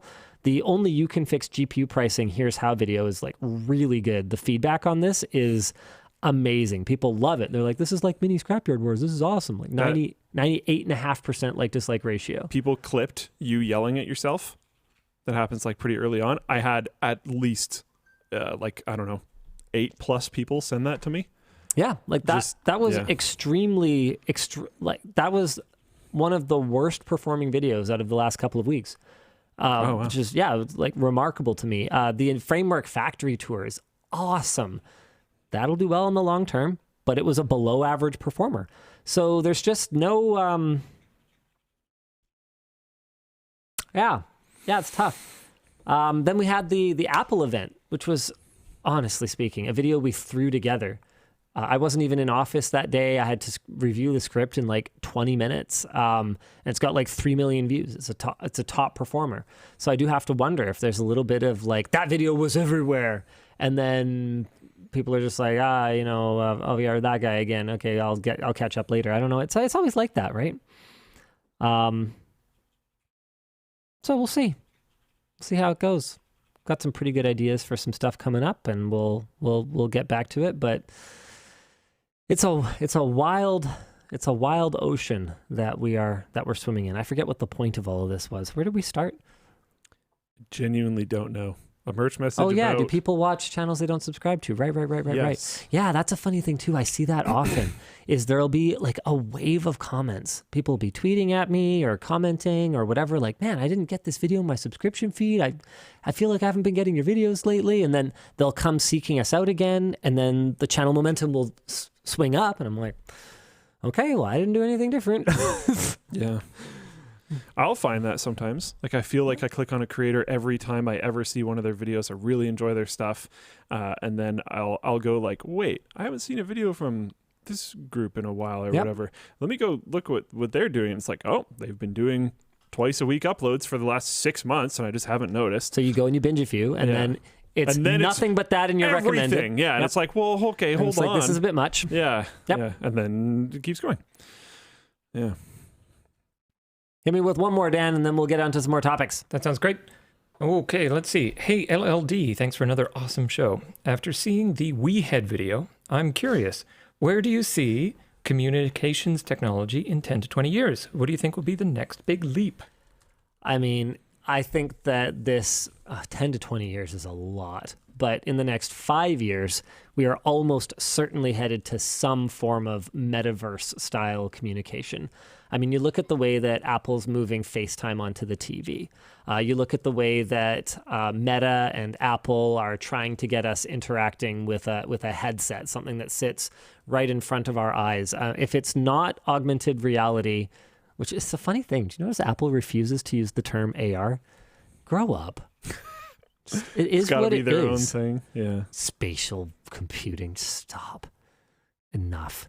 Anywho, what I can't tell you what it'll be for sure, but what I can tell you is it won't be the Wehead. Have you seen this thing, Luke? I have not watched this video, but I've had a bunch of people message me about it. I saw someone, they sent me a photo of me on this thing in this seat. They like photo edited it, and they're like, this is how you have to like telecommute into WAN Show moving forward. And I was like, what the heck are you talking about? What the heck? It looks so weird. It's like someone like wanted to go into the uncanny valley and just make something that's uncomfortable to look at. Like intentionally. Hold on. We've got me on it later. Where is it? Oh my goodness. No, we've got Jake Bellavance. Yeah, this is amazing. Like it looks so bad. He can nod. Like what the heck? Oh my goodness. I feel like it wants to eat me. Man. Like Yeah. I am powered by human meat. Anywho, yeah, it's not the Wehead. I think it's gotta be displays bolted to your face. And whether that gets broadly accepted or not, that I don't know, but it's the direction everyone's kind of trying to go right now. I want to go in the direction of another topic. What do you want to talk about, Luke? I'm responding to a merch message, but I will pause that and jump over. Yeah, you will. We kind of talked about DPReview living on last week. Did we? You mentioned it. I don't think we really talked about it, but you mentioned it. No, I don't think I did. Did you just mention it to me off the WAN Show? No, I said it was like gone. I didn't know this. Oh, what? How did I know this then? I don't know, but this is amazing. DPReview. The digital photography review website was supposed to cease publishing in April as part of mass layoffs at Amazon. However, the site continued publishing over the intervening months, and apparently it's been bought by Gear Patrol, an independent tech review site. They officially acquired them as of this week. DPReview's editor-in-chief released a statement saying that the site will continue to operate as it did before, with all editorial coverage and site features remaining the same and all historical content accessible. This is amazing for photography nerds and gearheads, and, well, those are synonyms, whatever. The point is, DPReview's current staff will keep working, though it does not appear that employees that left due to the announced closure have been invited to resume their positions. Former site editor Gannon Burgett responded to the news by saying he was happy for his former colleagues and for the preservation of the site. Me too. But was also critical of Amazon's handling of the situation. You should figure this sort of stuff out before shutting down an entire division of the company, not in hindsight after weeks of backlash and leaving freelancers to scramble for new gigs. Agree 100%. This was just meant to be a small update, but I'm super happy to see this. People are saying, I thought you were going to buy them. No, I have to confess, I just saw the way that Amazon unceremoniously announced that it would be shut down, and I assumed they weren't interested in an acquisition, and I didn't even reach out. Yeah, it's something I could have potentially been interested in, but the opportunity never presented itself because I didn't think to pursue it. I just was like, oh, well, it's dead. That sucks. Meanwhile, the FTC sues Amazon for tricking customers into Prime subscriptions. Can you get tricked into a Prime subscription? Sort of, actually. I will defend that a little bit. All right, we're going to talk about dark patterns, are we? Yes. All right, Luke's going to talk about dark patterns. So dark patterns. I'm going to get a snack. Okay. He wants to get it himself, Dan. Oh. Okay. So a dark pattern is a confusing or misleading user experience that leads you to do a thing that the company wants you to do and not a thing that you want to do. Prime subscriptions are, oh wow, we're doing this. Hey, how's it going? This feels a lot more intimate for some reason. Prime subscriptions are known for this because of how persistent they are in trying to get you to sign up for it and by offering free sign up at the beginning. But the worst part, in my opinion, is that it is ridiculously hard to cancel. And that I don't know why this is a thing, but I know a surprising amount of old people who end up with multiple of them. Right. Like a lot of people. I don't know why. But Interesting. it's been a thing. I genuinely no idea why. That one I genuinely don't understand. I will say this. I know a surprising number of They call it dark patterns. Yeah, that's what Linus said. older relatives that have more than one email address because they use their ISP provided one, which I would say is a dark pattern in and of itself, sort of, in that it's a way to lock you into using this particular ISP forever. Lock-in practice, and for sure. has no benefit whatsoever as far as I can tell. Anyway, so they will often have an ISP email address because, I don't know, they think they're supposed to use it or something. And then they will also have a not stupid one, whether it's like Outlook or Gmail or like Proton Mail. I don't know. It doesn't matter. The point, I don't know any older people with a Proton Mail account, but the point is they'll often have more than one. So maybe that's part of how they end up with multiple Prime accounts, is they just like have these random email accounts. Multiple emails. I know some of them too, and this is more of a thing for Canadians because like 80% of us live within, 50 kilometers of the border or something like that. But a fair amount of it is the confusing way that Amazon deals with different countries, because you can like have the same login but also not, so it ends up creating multiple accounts. And you can have a Prime for both countries, but it's not necessary. And really? Like okay, I didn't even know I that. don't think it is. I don't know. I don't actually use Amazon. Well, your Prime for... It's definitely not necessary if you are an American, because everything that's on the Canadian one is going to be on the American one. So you should just use the American one. Yeah, I just don't think there's a benefit to Prime if you are Canadian anyway, because they're not going to ship for free to Canada. So from the American one, you're saying? Yeah, I don't know. But like, I don't know. I don't get it. I don't use Amazon, but I do know a lot of people that end up getting really screwed over and have a bunch of Prime accounts and can't figure out how to cancel them. People in chat are pitching in. Yeah, I live in the EU and I have an EU account, but I accidentally have a US account for Audible and Prime. Yep. Yeah, I had a hard time remembering which email I had signed up for Kindle Unlimited, which, good service, I like it, but it took me like 4 times logging in to figure out which one. And if I didn't remember that I definitely freaking had one, I could have accidentally signed up for another one. Yeah, I could see that. I mean, that's how we're going to achieve limitless growth with capitalism. Instead of having every customer once, we'll have every customer twice.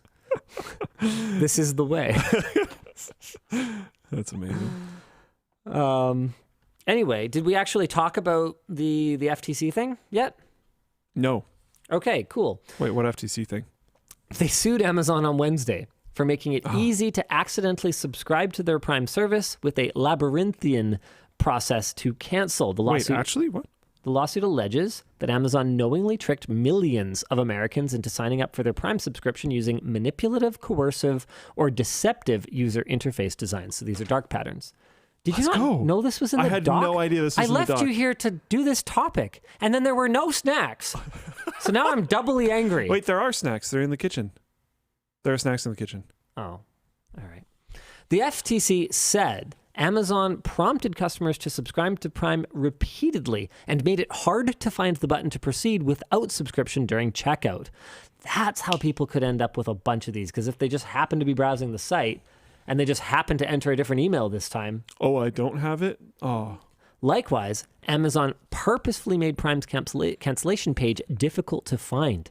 The cancellation process would then bombard customers with offers that are intended to change their mind over the course of several unnecessary cancellation steps.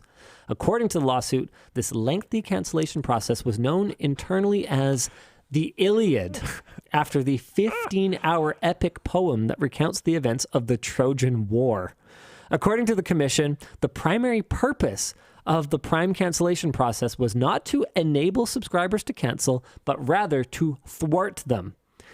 Amazon has said these claims are false on the facts and the law, and that by design we make it clear and simple for customers to both sign up for and cancel their Prime membership. It is better now. It was really bad for a bit. I remember this. I remember when I had to cancel my grandfather's after he passed away. I remember being legitimately like needing to actually focus. Because I was like, it's really, really trying to get me to press the wrong button here. And I had to press the right button many times. And they would switch which side it was on, and they would change which one was highlighted, and they would do all these little things. So you had to like really make sure, and they would change. It would be like, no, I do want to cancel.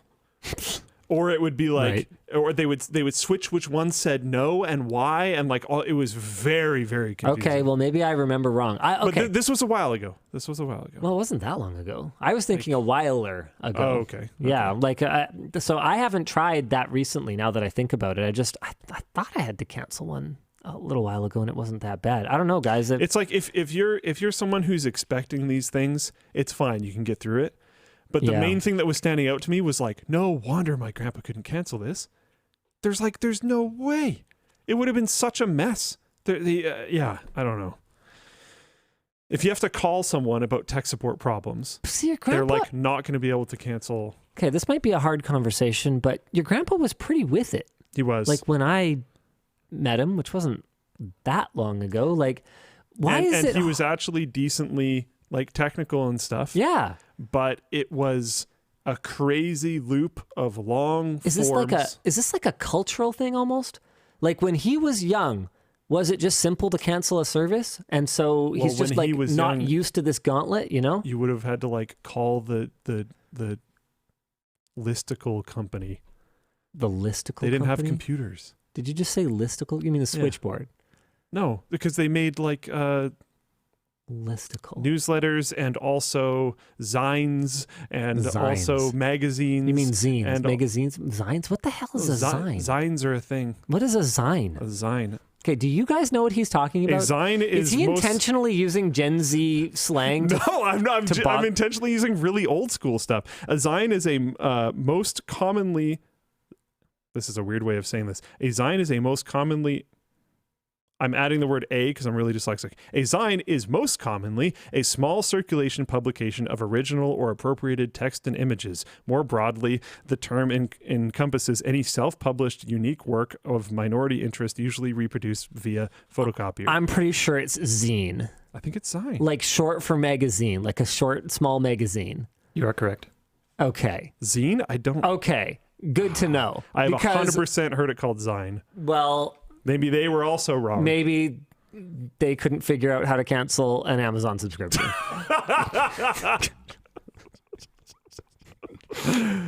Oh, no, Luke. Anywho, here's what I want to know. Where does the line fall? And I'm not saying what Amazon's doing is okay. It's like definitely not okay. If I want to unsubscribe from a mailing list, if I want to cancel a subscription, it should be one button, at most two. And are you sure is fine. Anything more than that, unacceptable. But where is the line? Like, should a cable company be allowed to even have a retention department? You know, like, is it okay to give me an offer? Is the offer okay? Hey, keep it and we'll give you the next 2 months for free. Like, is that okay? And like what is okay? Yeah. It's like open negotiation is no longer allowed. How many times should I be allowed to say, how many times should I have to say, no, I'm not interested, I want to cancel? Is once enough and they shouldn't be allowed to say or do anything? It's twice? I mean, twice is probably fine. You know, are you sure? Yes. What if I offer you this? Well, now it's 3 times. Is that too many? What's the line, you guys? Yeah. Because I think this is almost a uniquely like internet problem. Because Yes if and no. you called in, I mean, try to get out of a car salesman's office once they've like pulled you into the office. I think this is absolutely I've an just in-person problem. literally just got up and left. Yeah, but you're rude. Yeah, but what I'm saying is, like, if you don't want to buy that car, you can actually just physically remove yourself. You can. But they're trying to keep you from doing for it. sure. If you call in to something and you say, I want to cancel, this is my details, I want to cancel, and they're like, oh, I'm going to counter offer you. You should be able to say, no, I don't care, I want to cancel, goodbye, and it should be done. But I mean, it likely won't be, I guess. Yeah, and I guess the difference is that in the car scenario, you're the one, they need something from you, not the other way around. Yeah. With the cancellation, I need something from them, so I can't simply disengage from this interaction. I have to see it through. So what would be a more fair... I can't think of another the idea of analog. having a third button. I don't know if this is enforceable or not, but having a third button that's just like, I genuinely do not care. You could offer me the moon. Cancel it. Moon cancel. No, I'm pretty sure I'm still not interested. Or like, definitely no. Okay. Interesting. Moon cancel. Cancel to the moon. Oh, man. Just don't get as canceled as Under the Sea might get you. Moon's okay.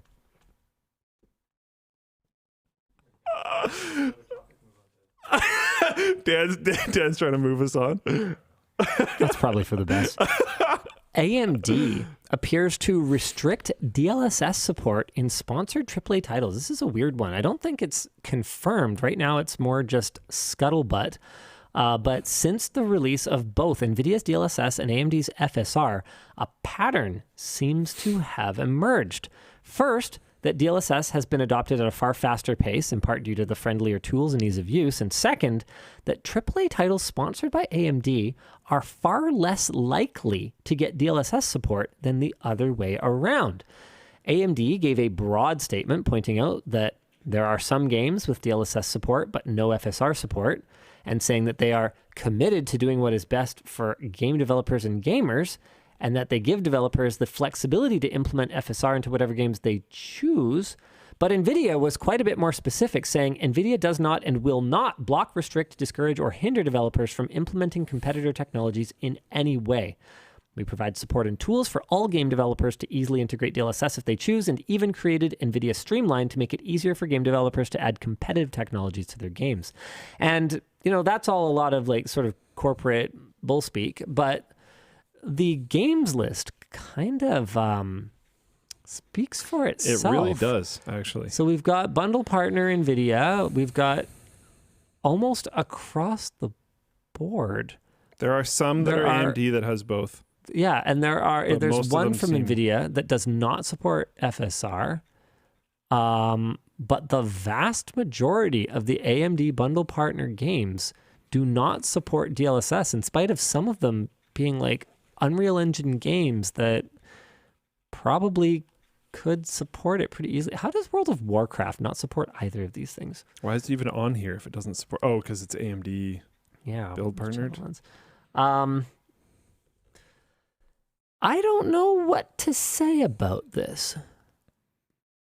Other than, I don't like it. We should have the option to choose what upscaling technology we want to use.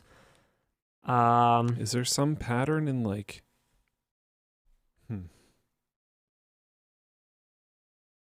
The Reddit thing is continuing in other news. A bunch of subreddits set themselves to not safe for work friendly and loosened their not safe for work guidelines around sexual content.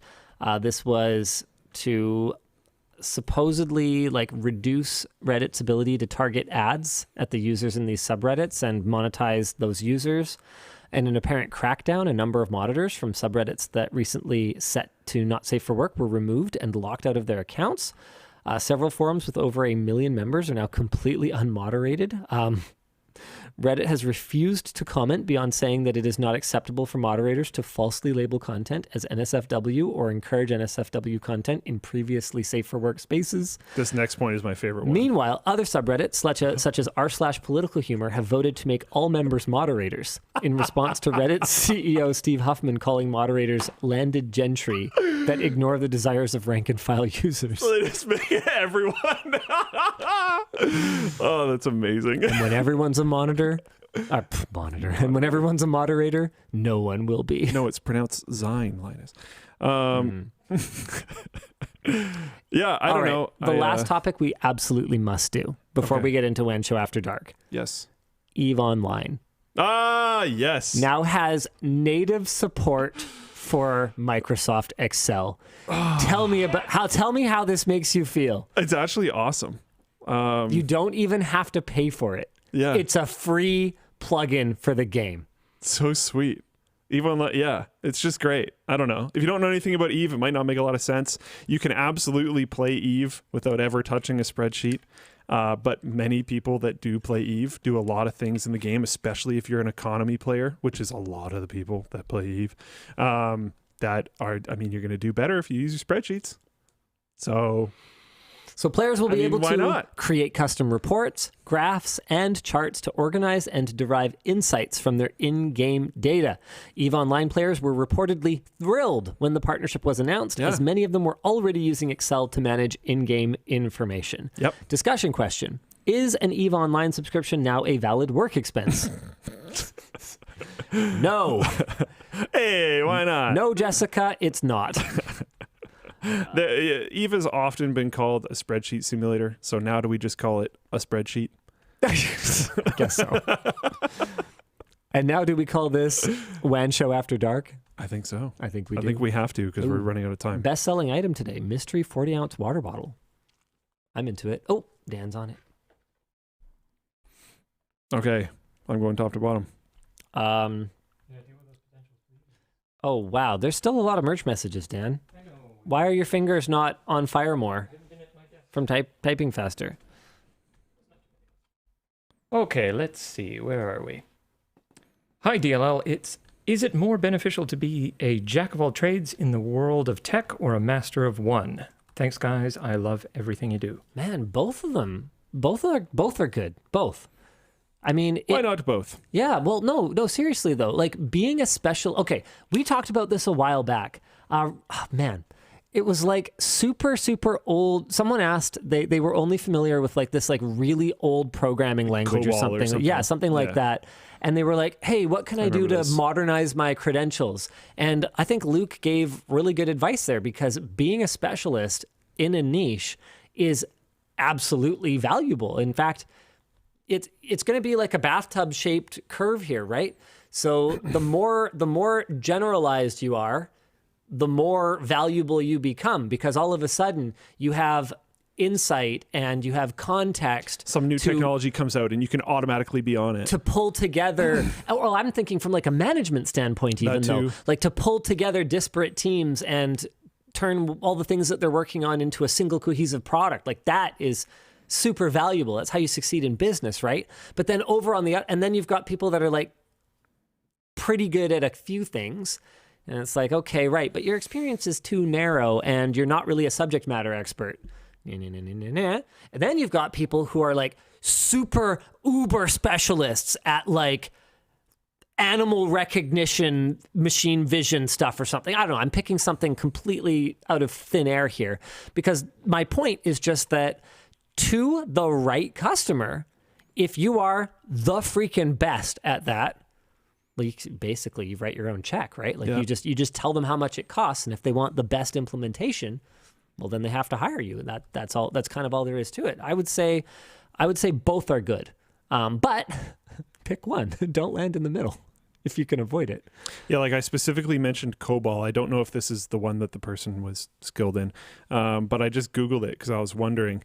And there's a statement here it's difficult to make it through a day without using a system that depends on COBOL. And you're like, what? Most people have never even heard of this. And it's like, yeah, a lot of banks run Yeah. on systems developed using Rainmaker COBOL. in Twitch chat says if you're a COBOL master, apply at places like Micron. They still use it and you make silly money. You make ridiculous money because no one coming out of school is like, oh, I'm going to go learn COBOL. So the amount of people that are still in the workforce that know it is only going And down. dropping. Yeah. Yep. So like, yeah, whatever. And there's always going to be legacy stuff. Like until I don't even know if they've updated it. Isn't the nuclear football like using technology from like 1960 or something? yeah, I remember hearing something about that. Yeah, maybe it's been updated now, but you'd be amazed at what kind of tech they're running in like a nuclear silo, for example. I was talking to the Floppy folks, disks and stuff. the folks at a data recovery company that we worked with a while back were saying like, you would be surprised the kinds of hard drives that we're expected to not just recover data from sometimes, but also maintain a working stock of replacements for because of the kind of organizations and the kind of money they have to keep this ancient machinery running. Yeah, you'd be amazed. I don't know how old this article is. Yeah. 2019. It was revealed in the event that if the U.S. president ordered the launch of a nuclear warhead, the command would rely on an 8-inch floppy disk. Or a series of them, at least. Wow. Yeah. 8. Good gravy. Those are the old school ones. And we're mean- talking floppy disks. I told my wife this is 8 inches, but it's actually more like this. That's a lot. Yeah. Yeah. So, like, yeah, I don't know. Not saying that modernizing is a bad thing either. I'm just saying you don't have to. You can try to find a niche where you're at. Yeah. And no, I am not necessarily recommending that you person in university right now learning programming languages should just drop everything and learn COBOL. That is not the answer. That wasn't the point. That was not the point. Yeah. Another one? Yeah. What are some more obscure innovations that might have succeeded if they had been open or standardized or regulated instead of proprietary? Daisy chainable RGB fans, RGB and backside MOBO connections come to mind. Obscure innovations that might have succeeded if they'd been more open and less proprietary. I mean, okay, memory stick kind of comes to mind. If Sony hadn't been if Sony hadn't built such a closed ecosystem around their flash memory standard, maybe it could have been more broadly successful. But I feel like the spirit of your question was almost like a product category. Like portable flash memory absolutely did succeed because the open standard ultimately won, right? So we ended up with SD. So if what you're asking is, man, I think we could have seen a lot more innovation in, and this is just speaking from my personal experience, I think we could have seen a lot more innovation in production equipment a lot faster if the standards were more open and intercompatible. Everything from red proprietary media to the proprietary controller boxes for studio lighting equipment. There are more standardized ones, but what's funny is a lot of the time they're even more expensiver, not open source and free. Like DMX comes to mind for controlling lighting. That's like more baller to have that kind of interoperability as opposed to more affordable using commodity hardware, kind of like what we would imagine the more the open standard to be, right? Can you think of anything? I've been responding It to was locked in proprietaryville and would have been more successful if it had been more open. There's a lot of things that are vampirically successful due to not being open, which is unfortunate. What things would be more successful due to being open? Would we I have don't know. seen? Would we have seen? No. There's a lot of games that I feel like you could talk about this. Like I think they a lot of By games- being more modding friendly. And man, the fact that a game developer would look at the industry and the history of gaming and go, you know what f***ing sucks? mods. Mods are terrible. When gamers mod the f***ing game, f***ing hate that. That's a recipe for f***ing failure. Can you imagine being that stupid? Yeah, that's pretty brutal. Yeah. What are you talking about? Players enhancing the experience is what has kept games alive and relevant for years past their best before date. Think about it. Like, I would argue, I don't know if I would be right. I'm not that in tune with things, but I would argue that we're not exactly in a... Valorant's doing pretty well, actually. Just before Valorant, I would say. I would argue that we're not exactly in a golden age of shooters. Sure. Yeah. Valorant's kind of popping off, though. But Valorant's really just like modern Counter-Strike. Like, I still don't really think we are. And one of my arguments, I think, would be the departure of dedicated servers. Yeah. Because if you think back when like Counter-Strike was really popping, you could play like Warcraft versions of Counter-Strike where you would like level up and all this weird, like it was so and a lot weird. of the innovative game modes that you play in modern shooters, like Gun Game. Gun Game was just It's a CS mod. Yeah. Right? Like, yeah. So like, yeah, I feel like that's a big part of the reason why is a lot of the modding right now is in like the RPG space or the single player space. But dedicated servers used to have very, very interesting versions of first-person shooter games, and first-person shooter games don't have dedicated servers anymore. So we lost this modding support in an indirect way, but it still happened. Yeah, and that's a really good point. I didn't really think about that before. I feel like that's it. Yeah, Kataz is saying I miss StarCraft 1 and 2 custom games, 100%.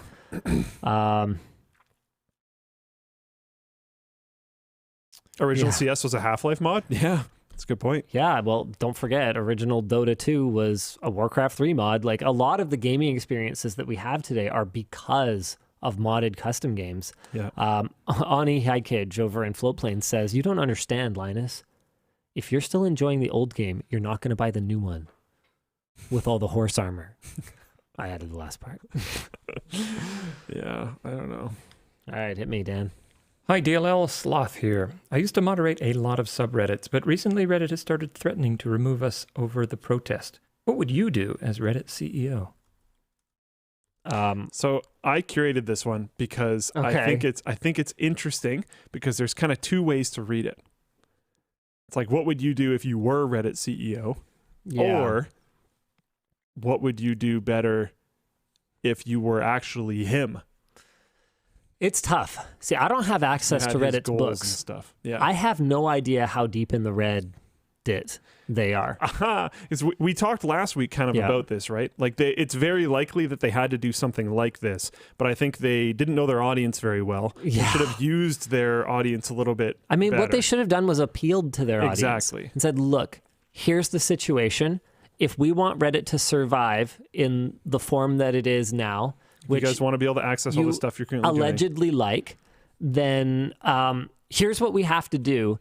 And while we understand that the particular API call load of these custom apps is not actually costing this amount exactly, there's a huge opportunity cost to them that we have to make up in order for us to go IPO or so something. That we can. I don't know. See, that's where it kind of falls apart because the problem is that the whole motivation for it is to go IPO, and the whole reason that you go IPO is to cash out. So they were never going to really be able to appeal to the users, which I guess is why they decided to just take a more adversarial approach. I'm not really sure. The confusing thing to me is the Reddit CEO has done an extremely bad job of being an adversary. Why is he losing so hard? This is what I don't get. Yeah, he has the biggest megaphone and on the tallest and just podium. Doesn't do it. Like all these subreddits going not safe for work and stuff. Why are you even letting them do that? If you're trying to be big adversary guy, you're just like, it feels like he's motivated to look the worst he could possibly look and just sit in that space for as long as possible. Yeah, it's kind of a funny thing, right? Because it's not like, okay, I could see the Reddit community behaving kind of like a Hydra, Oh yeah. You chop off one head and it just like they're shockingly coordinated. But a big part of how they coordinate is through Reddit. So I could see the evolution just kind of their rebellion happening so fast that Reddit would have no way to respond. But it's not. No. It's pretty slow. It's actually. happening so slowly because his reactions are so junk and slow. It's just weird. I don't know. Like, I don't want people to think I'm on Spez's side, because I'm absolutely not. But it's been just hilarious to watch, because I'm like, oh, so the Reddit moderators or people or whatever are doing this now. I wonder what Spez is going to do about it. And then just crickets for so long. It's like, man, if he wants to be like, no, this is our platform, we run it our way, and then he's going to go around and remove certain moderators from certain subreddits and reopen certain subreddits and force not safe for work certain subreddits, but doesn't do it with all of them. And there's no real like logical pattern to how he's approaching any of this. It's just like, what are you doing? Oh man, I don't know. The whole thing is just so weird. So weird. Hot take. The fact that you have a lot of money does not necessarily mean you are very smart. Yeah, I think this, like, he's probably, I don't know. Yeah. I gotta stay away from like defamation, but things that could get me there. Think that. Moving on. Howdy, LDL. The escalating panic in Dan's voice during the Taiwan show's stream crash was hysterical. Question, has there ever been an F it, we'll do it live moment at LTT that turned out great? Has there ever not been a we'll do it live moment here? I mean, that's a better way. My personal, mantra is the show must go on, the show must go on, the show must go on. So the number of, oh my God, like, here, tell you what. That's probably what we're actually best at out of like everything. Yeah, if I had a superpower, it would be to take absolute garbage and turn it into something that people might consider watching. I don't always succeed. This Tech Toys one did not end up performing well. Okay, this video I completely pulled out of my butt because we had no video for that week, and I was like, I'm going to go on Facebook Marketplace. Oh, 3080s are cheap. Okay, sure. Man, this I pulled out of my butt, and massive props to Narav for also pulling it out of his butt. It came out of both of our butts. That is sort of an unflattering description of the factory tour. The point is, we were supposed to go do something else, and it bailed, and we just did this instead. I literally didn't even know what this was when I opened it. So yeah, I think that's basically it, we'll do it live. When I'm shooting this intro, all I know is it's something. Oh yeah, this Facebook Marketplace adventure is also we'll do it live. Oh man, this is great. I'm trying to think. Let me see if I can find something that. Oh man, this was 100% just forget it. We'll do it. Love it. I had no idea what I was walking into on this one. I'm making it sound like we don't plan at all. We do. We actually plan a lot. This took a lot of plan. Hey, wait, where's the part 2 of this video? How the hell have we not released that yet? There's one where we actually like build the thing. I thought you were talking about the AMD challenge. Is this the building the one? No, there's a second part of this. Yeah. AMD challenge. Oh man, this was 100%. We'll just do it live. The water cooled my bed video. That was awesome. Yeah. Oh yeah, it did quite well. It was really good. Yeah. That was a fun one. I actually really enjoyed that. Greetings from Belgium. When I started college, I chose biotech over IT, and I questioned that decision ever since. What's the biggest life choice you had to make without knowing what you were doing? Oh, dropping out of school. Me too, but for different reasons. Yeah, that was pretty stupid. Mine on paper was too. Yeah. I mean, like, obviously, I mean, on paper, it ended up working out. But, like, I could have easily never been promoted at NCIX, been working as, like, a sales guy, and lost my job when they went under. And then I'm in my, so I'm in my mid-30s, and my entire work experience is working as a computer salesman. So, basically, I apply at Canada Computers, and I hope that they pay okay. Yep. That's unfortunate. That could have easily been the plan. And like, no disrespect to people who work as a computer salesperson, but it's, I think my career trajectory has been more favorable than that since then. So, like, I am glad that I didn't go down with that ship. I did have better backup plans. But mine was still pretty YOLO. Is there any chance that we will get a WAN show or introduction video with Taryn once he's had more time to acclimate to his new role within LMG? Yes. How many new channels do you have in the works now? I know you've got Game Linked and the React channel. Any others I missed? I'd love to see a spin-off of Short Circuit for maker stuff like 3D printers. You're going to see an expansion of sort of individual vertical focused channels, like focused on power supplies or headphones as the lab spins up their testing. I think at some point in the future, you will see like a hyper deep dive labs video channel. I had completely forgotten about the React channel, so there you go. I guess that's where that's at. Game Linked is coming soon. That'll be the one that is soonest. And, oh man, there was something else that I was going to talk about. Yeah, that's everything that comes to mind right now. I think we're going to be quite focused on more like vertical specific channels so that we can really focus on products that don't necessarily need to get 2 million views. I think that sometime in the next 6 months to 18 months, you're going to see the LTT upload cadence change. And that'll be for the first time in almost 15 years. It's really funny to me. Every time I see people talk about how we're emphasizing quantity over quality these days, uploading too many videos, the fuck are you talking about? The upload cadence actually hasn't changed in a decade and a half. You guys spend more time on individual videos than like ever. Yeah. Yeah. So I don't know what to tell you. It's literally the opposite. So yeah, I think that LTT may end up collapsing under its own weight, and our future may be many smaller channels that only need to get 100,000 or 150,000 views average instead of needing to get 1.5 million, 3 million views on every video. What made you change your mind on the Taycan from when you shot the original video featuring it? Android Auto. That was a big one for me. I liked the car. I can afford the car. It felt a little bit excessive at the time in particular. I don't want a new car, but I don't think I would buy one without Android Auto at this point. No, yeah, it's utterly unacceptable.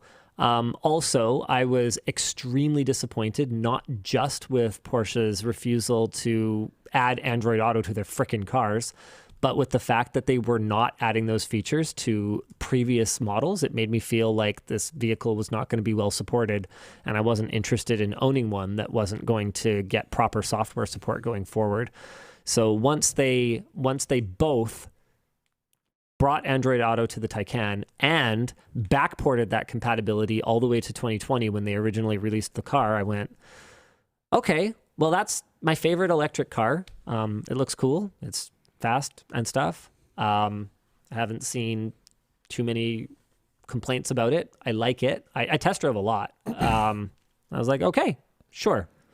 And then how I ended up with the Turbo S was basically just down to like a favorable deal on a secondhand one that was barely driven. Yeah, it's the way to go if you can pull it off. Yeah, like I saved so much that even though it has a bunch of equipment that I wouldn't have otherwise shelled out for, I effectively didn't pay for it. So. Yeah. Now that some time has passed since YouTube removed dislikes, have you noticed any long-term effects? Other than it just being annoying, not being able to see the sentiment on a video that I'm looking at, no. I mean, I didn't expect that it would affect the Joe average viewer. It's just annoying for me, the user. Or rather, I didn't expect that it would affect me as a creator in terms of interacting with my viewers. But yeah, it does. It does affect me as a user. Question for Luke. What is your favorite programming language and why? I actually always really liked C. Oh, that makes me happy. Why? That's my favorite too. Oh. That's the one I know. Are you guys having a moment? Well, here? there's a hug. The fact that I now manage web developers is so... Do you guys need to hug right now? No, we program in C, Linus. Yeah, that means we touch never other hug people. anyone. Yeah. He knows. Favorite things an ex-employee here said to me is, I'm an extroverted, programmer or whatever. I look at the other person's shoes. It took me a second, but that's great. It's good. I find the fact that I manage a bunch of web developers to be very like funny, because I hated web development when I was in school. It was my least favorite form. Absolutely. And then now it's like, oh, okay, that's fine. Next, been watching for a decade now and figured it's time I show a little love. Do you feel like people have gotten more or less tech savvy over time as tech has gotten more advanced but simpler to use? Honestly, this isn't the kind of thing that I get to personally experience that much. But what I have seen is a lot of articles talking about how baby boomers tend to be less tech savvy than Gen X millennial, who tend to be more tech savvy than Gen Z Zoomer. So baby boomers didn't really have technology as they were growing up. Zoomers have really good technology that works really well. And Gen X and millennials had crappy technology that they really needed to work. So they learned a lot of troubleshooting skills. If there's a generalization that you can make, I'd say that's pretty fair. Yep. I mean, my kids are finally getting to the age where they should start to, learn some basic troubleshooting. And they don't really have to. Or I'm saying like they should, in that I would have had to be learning it. Like I had to know how to use the computer better than my parents by the time I was my son's age, but he doesn't need to. And I guess part of it too is just having more tech savvy parents. I was just going to say, now that I think about that it, might not be true for everyone, because he's pretty good. Well, he's good at certain things that I don't know, actually, which is a really good point. Like he can frickin' command blah blah his Minecraft way around things, and I don't know how the crap Minecraft works. Yeah. But if I needed to block a domain, for example, because I don't want my kids on TikTok, then obviously he's not going to have a way around that. Hi DLL, Luke, with the difficulties getting good internet in places like Australia for floatplane servers, we're working on it. Is that something that Starlink can help with, or does that only help people watching? It's the problem is routing. So there is an ISP, I don't remember which one, I don't know. There is an ISP in Australia that we have no problems with, like at all. There are other ISPs in Australia that we have tons of problems with. We do delivery for Australia through Cloudflare. So we are working with Cloudflare right now. We have an open ticket with them where there's been some back and forth. We're working with Cloudflare right now to figure that out, because we're not doing delivery to Australian viewers of Floatplane through Floatplane servers in Australia. We are doing delivery to Australians through Cloudflare. So it is pretty wild to me, because delivery everywhere else in the world is pretty good. That there are Australian ISPs that can have bad routing to a company that like runs half the world's internet. If you know what I mean by that, because that's obviously not true, but like I think you get it. So yeah, I don't know. We're working on it. If what we end up having to do is have more than one delivery partner, that is like if we find a way to serve better to the other range of Australian ISPs and whatnot, we will do it. We're not going to just leave you stuck in this bad situation forever. But right now, we're trying to just work with Cloudflare to figure it out, because it's annoying. And I apologize. I'm going to give Luke another one while Linus finishes off those potentials, and we'll try and rapid fire a few more of these. Hi, I'm a developer. I'm curious what kind of stack is being used for labs, like the database, front end, and stuff. Database, the main one we use more than one, but the main one we're using is Postgres. The front end is React through Next, and the back end is TypeScript. Hopefully that answers all the things you're looking for. ADLL, Linus previously said he would not mind to be in South Park. What would the episode be about, and would he care if they portrayed other employees of LMG? I suspect some other employees of LMG might not want to be involved. I would obviously love to be included. They can make fun of me however they want. That'd be hilarious. What episode would it be? I have no idea. Not a clue. I mean, you know what? I actually, if there was literally just an episode about some crazy Canadian YouTuber opening a badminton center, would probably be Yeah, but that wouldn't be a South Park episode. That has no like deeper sort of Right. It needs point. Yeah. I'd say if there was an existing episode, I would love it to be the one where they travel all the way to San Francisco to like unplug and replug the giant Linksys router. I'd love to be involved in that plot line somehow. Yeah, that'd be pretty good. Hi, LTT. Question for Linus. I got tailgated on my way home today. What is the worst driving you've seen from someone else on the road? Oh my God. I think I've told this story on WAN Show before. Stop me if you've heard it. But I was at Aberdeen Centre Mall. Luke knows where this is going. And the car in front of me was turning out of the parking lot. Oh, I do know this story, but keep going. Okay. So there's a pillar here. They take the corner too tight. And about, I don't know, man, I maybe like halfway up the car, maybe not even halfway. They like they scrape the pillar. Okay.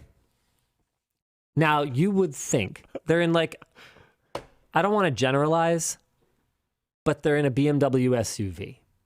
Okay. So you would think that they would back up, maybe get out of the car, assess the damage, find the best way to get out of the situation. Yeah. No, man. Power through, brother. They hit the gas. They take what would have been one panel that needed to be restored, repainted, and they run that pole down the entire side of what is probably like an $85,000 SUV. They go out to the light, they turn away. I never see them again. I'm behind them watching this whole thing play out. I'm like, my jaw is in my lap, just unfathomable. Actually amazing. Unfathomable behavior. Oh yeah. And it's not, it's not like it was like they hit and run someone else's something or anything. No, there was no victim. Utterly victimless crime. Just that pole. Just that structural support. Just they're that. I don't know. I don't know. Do they not care about the money or the extra time? Even the time. The car's going to be in the shop. Don't you want your car? Annoying. Yeah. Mine, this isn't my most ridiculous story, but it's my most recent one. Literally last night, I almost got ran over. What? I was driving, I'll actually be pretty specific. I was driving up the hill on 200th by like the Best Buy and stuff. Yeah. And there was this big truck in the lane beside me and just decided to all of a sudden over into my lane. And I had to crank the wheel to dodge over to the side. And then just... You see him like realize that I'm there and that I just dodged him and go back into his own lane. I actually have no idea if it was a he or a she or whatever. I don't know. I'm just generalizing. Go back into their own lane and then kind of like pause for a second and then just foot on the floor. And you know how it's like a lot of lanes there? Yeah. Foot on the floor, whips past me, goes all the way wide right to get around everybody, blows past people, goes, the light is green, gets way up in the front, goes all the way over to the left. No, just a big like lifted truck. Got it. Oh. Yeah. Okay. I was like, a professional driver did this? No. Got it. Flies all over the place, all this kind of stuff. Yeah. We get to the next light past that one, and I mean, as per usual, they're just right there because they didn't get away. So I like laid into the horn a little bit when it first happened because I wasn't even sure if they saw me at all. And then when we got up there, I gave them a little like, I still see you. I like that passive aggressive move. Yeah. I approve. Yeah.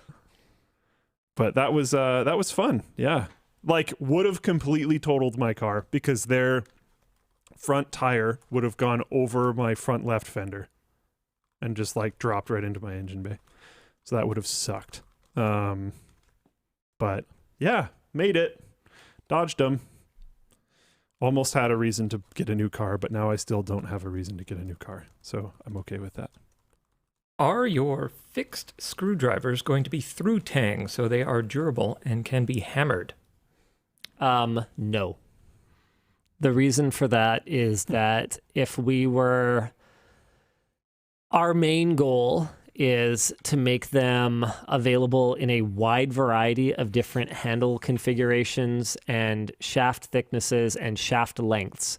And so we are going to have them be sort of semi-modular, so we can stock components of screwdrivers and then build them to order, essentially. Not quite to order, but we can build from our stock of shafts and handles, so you can kind of mix and match them when you order. You can get exactly the screwdriver you want. And for us to do that, for us to do like a through tang, we wouldn't be able to customize them to that degree, unfortunately. Love using the screwdriver every day in my wind tunnel at NASA. Sick. Oh, Given your recent interest in lab-grade equipment, what is a lab you would love to visit?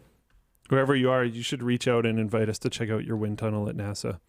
That'd be awesome. You're shameless. I'm just gonna collect all the NASA people. Yeah, I see that. That's so cool. I'm serious, by the way. Man, something I haven't gone to yet. Honestly, I would kind of rather my engineers go look, if that kind of makes sense, because I'm not the one who's involved in developing these test procedures these days anymore, right? Like it's above my pay grade. So yeah, I would rather ask the engineers what they want to see. I think that it would be really cool. That's a good answer. You know what? We actually had I'll go too.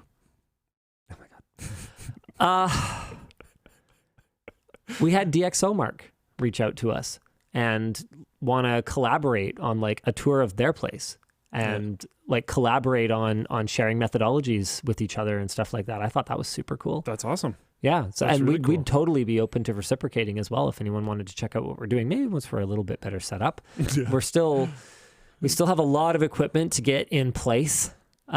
We started off with a really wide scope of the amount of things we wanted to do. We really did. Yeah. And the reality of it is, I don't think there was an alternative to that. Yeah, because probably it would have not. taken forever. Just based on, never mind hiring. Hiring takes forever, but like lead time of freaking equipment takes forever. We would have never gotten to video cards if we had waited to start video cards until after we had mastered power supplies and CPUs and GPUs and headphones and blah blah blah blah blah. Like it just would have never happened. So no, we're just gonna go parallel, go wide. It's Yep, gonna be yep. good. And then Yep. some stuff will eventually get over the line, and other stuff will take a little longer. And then at least we'll have that some stuff done.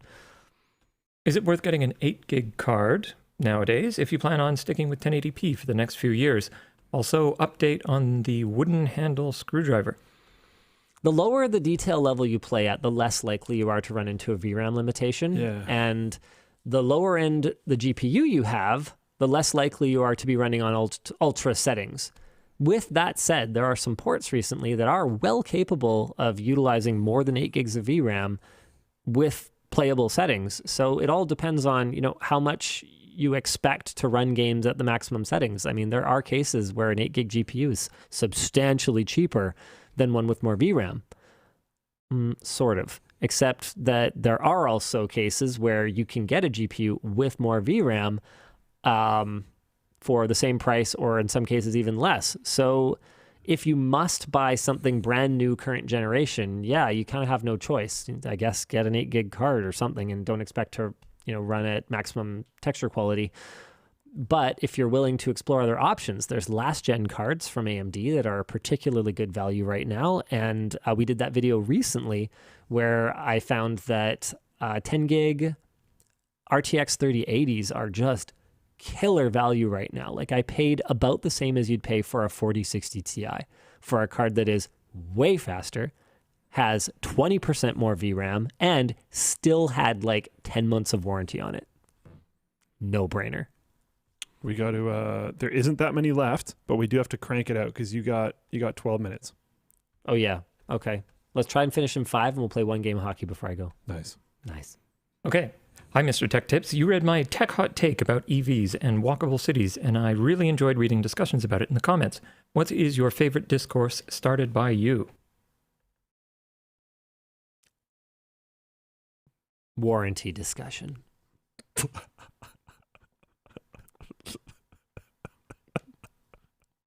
Let's talk about how meaningful a written warranty is. Yeah. Let's do it. I Let's do do think it you now. eye-opened a bunch. doing that. There's also a lot of people that are like, no, no, no, no. So I don't know. I don't care. We can talk about it. No, we're not talking about it. Okay. Always like to hear L&L work relationship stories. What are some Luke tips for advocating for his team when bringing issues to Linus? I mean, it's not...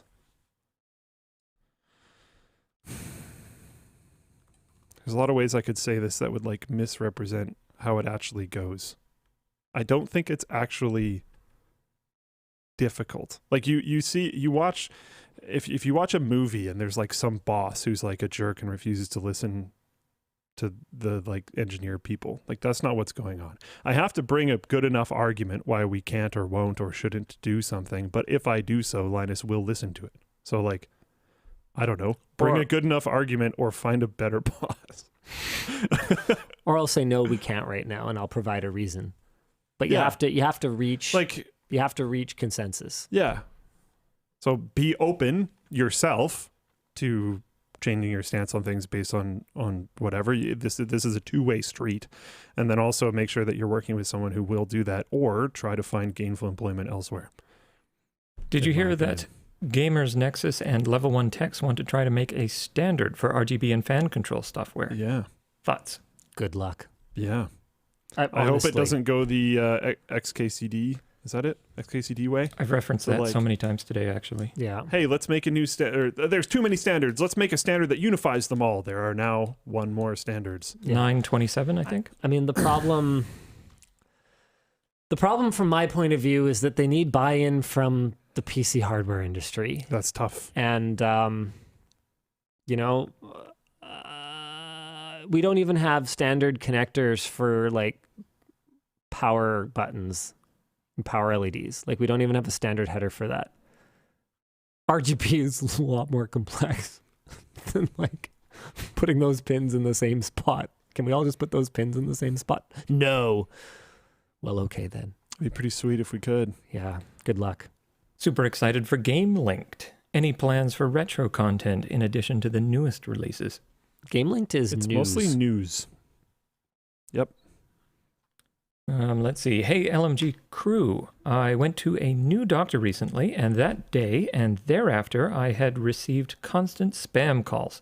How do you guys feel about doctors or other companies selling your information? Does LTT? Of course not. No, we don't.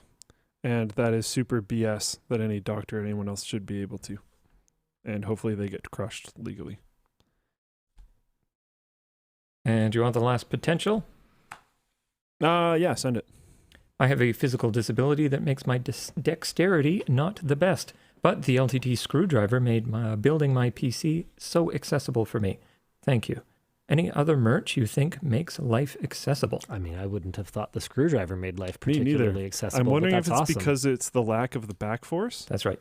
Oh. I can almost guarantee that. Yeah. Oh, that makes sense. Yeah. I just like it, so we made it good. I don't know what else to tell you. Oh, wait. Okay, no, I'm so sorry. This is totally unrelated to your question. I actually cannot think of anything, but someone else asked about updates on the wooden screwdriver, and I didn't respond to that part. Oh. It looks like it might be possible. It's not going to be cheap. We have to do like a metal collar for the selector ring, and then like machine out a wooden like cover for it. Oh. Because it has to be metal on the inside. It can't be made of wood. Yeah. This part, I think we can machine. I think we can do it, but it's going to be really expensive. Like, this is going to be a premium tool, and you'll feel dumb for buying it. I'll say that.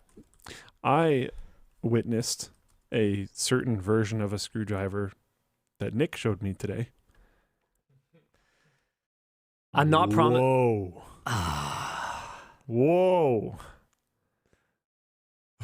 I don't even want to know how much. That's going to be like $300 or $400 if it ever makes it to market. I'm surprised it's that little. Yeah, I don't know. I expected, honestly, like way higher. I don't think that'll ever make it. I don't think so either. It's amazing. The engineering team, okay, I might as well tell you guys. You know the stupid 3D printed version of the screwdriver. Okay, well, they did a machined version out of a Yeah. slightly less heavy, stupid metal, and they managed to assemble a fully working, Oh yeah, all metal screwdriver made of, Yeah. I think it's aluminum and brass. it's kind of amazing. That's probably not going to happen. The amount of machine time for that thing is ridiculous, Yes. and the difficulty compared to doing something in wood, I think, is going to be very, very high. Yes, And it makes no sense. It's going to be so flippin' heavy. it was really heavy. It's really heavy, and that's the aluminum one. The steel one, Tynan has at his desk. The 3D printed one is just like it's stupid. It's like a weight. He just curls it. That's why he's so huge. Yeah. And this is the huge end of the show. Thank you guys so much for tuning in. We will see you again next week. Same bad time, same bad channel. Bye.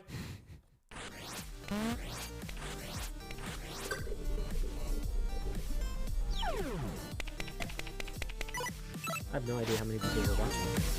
I just never brought up that one. Maybe nobody.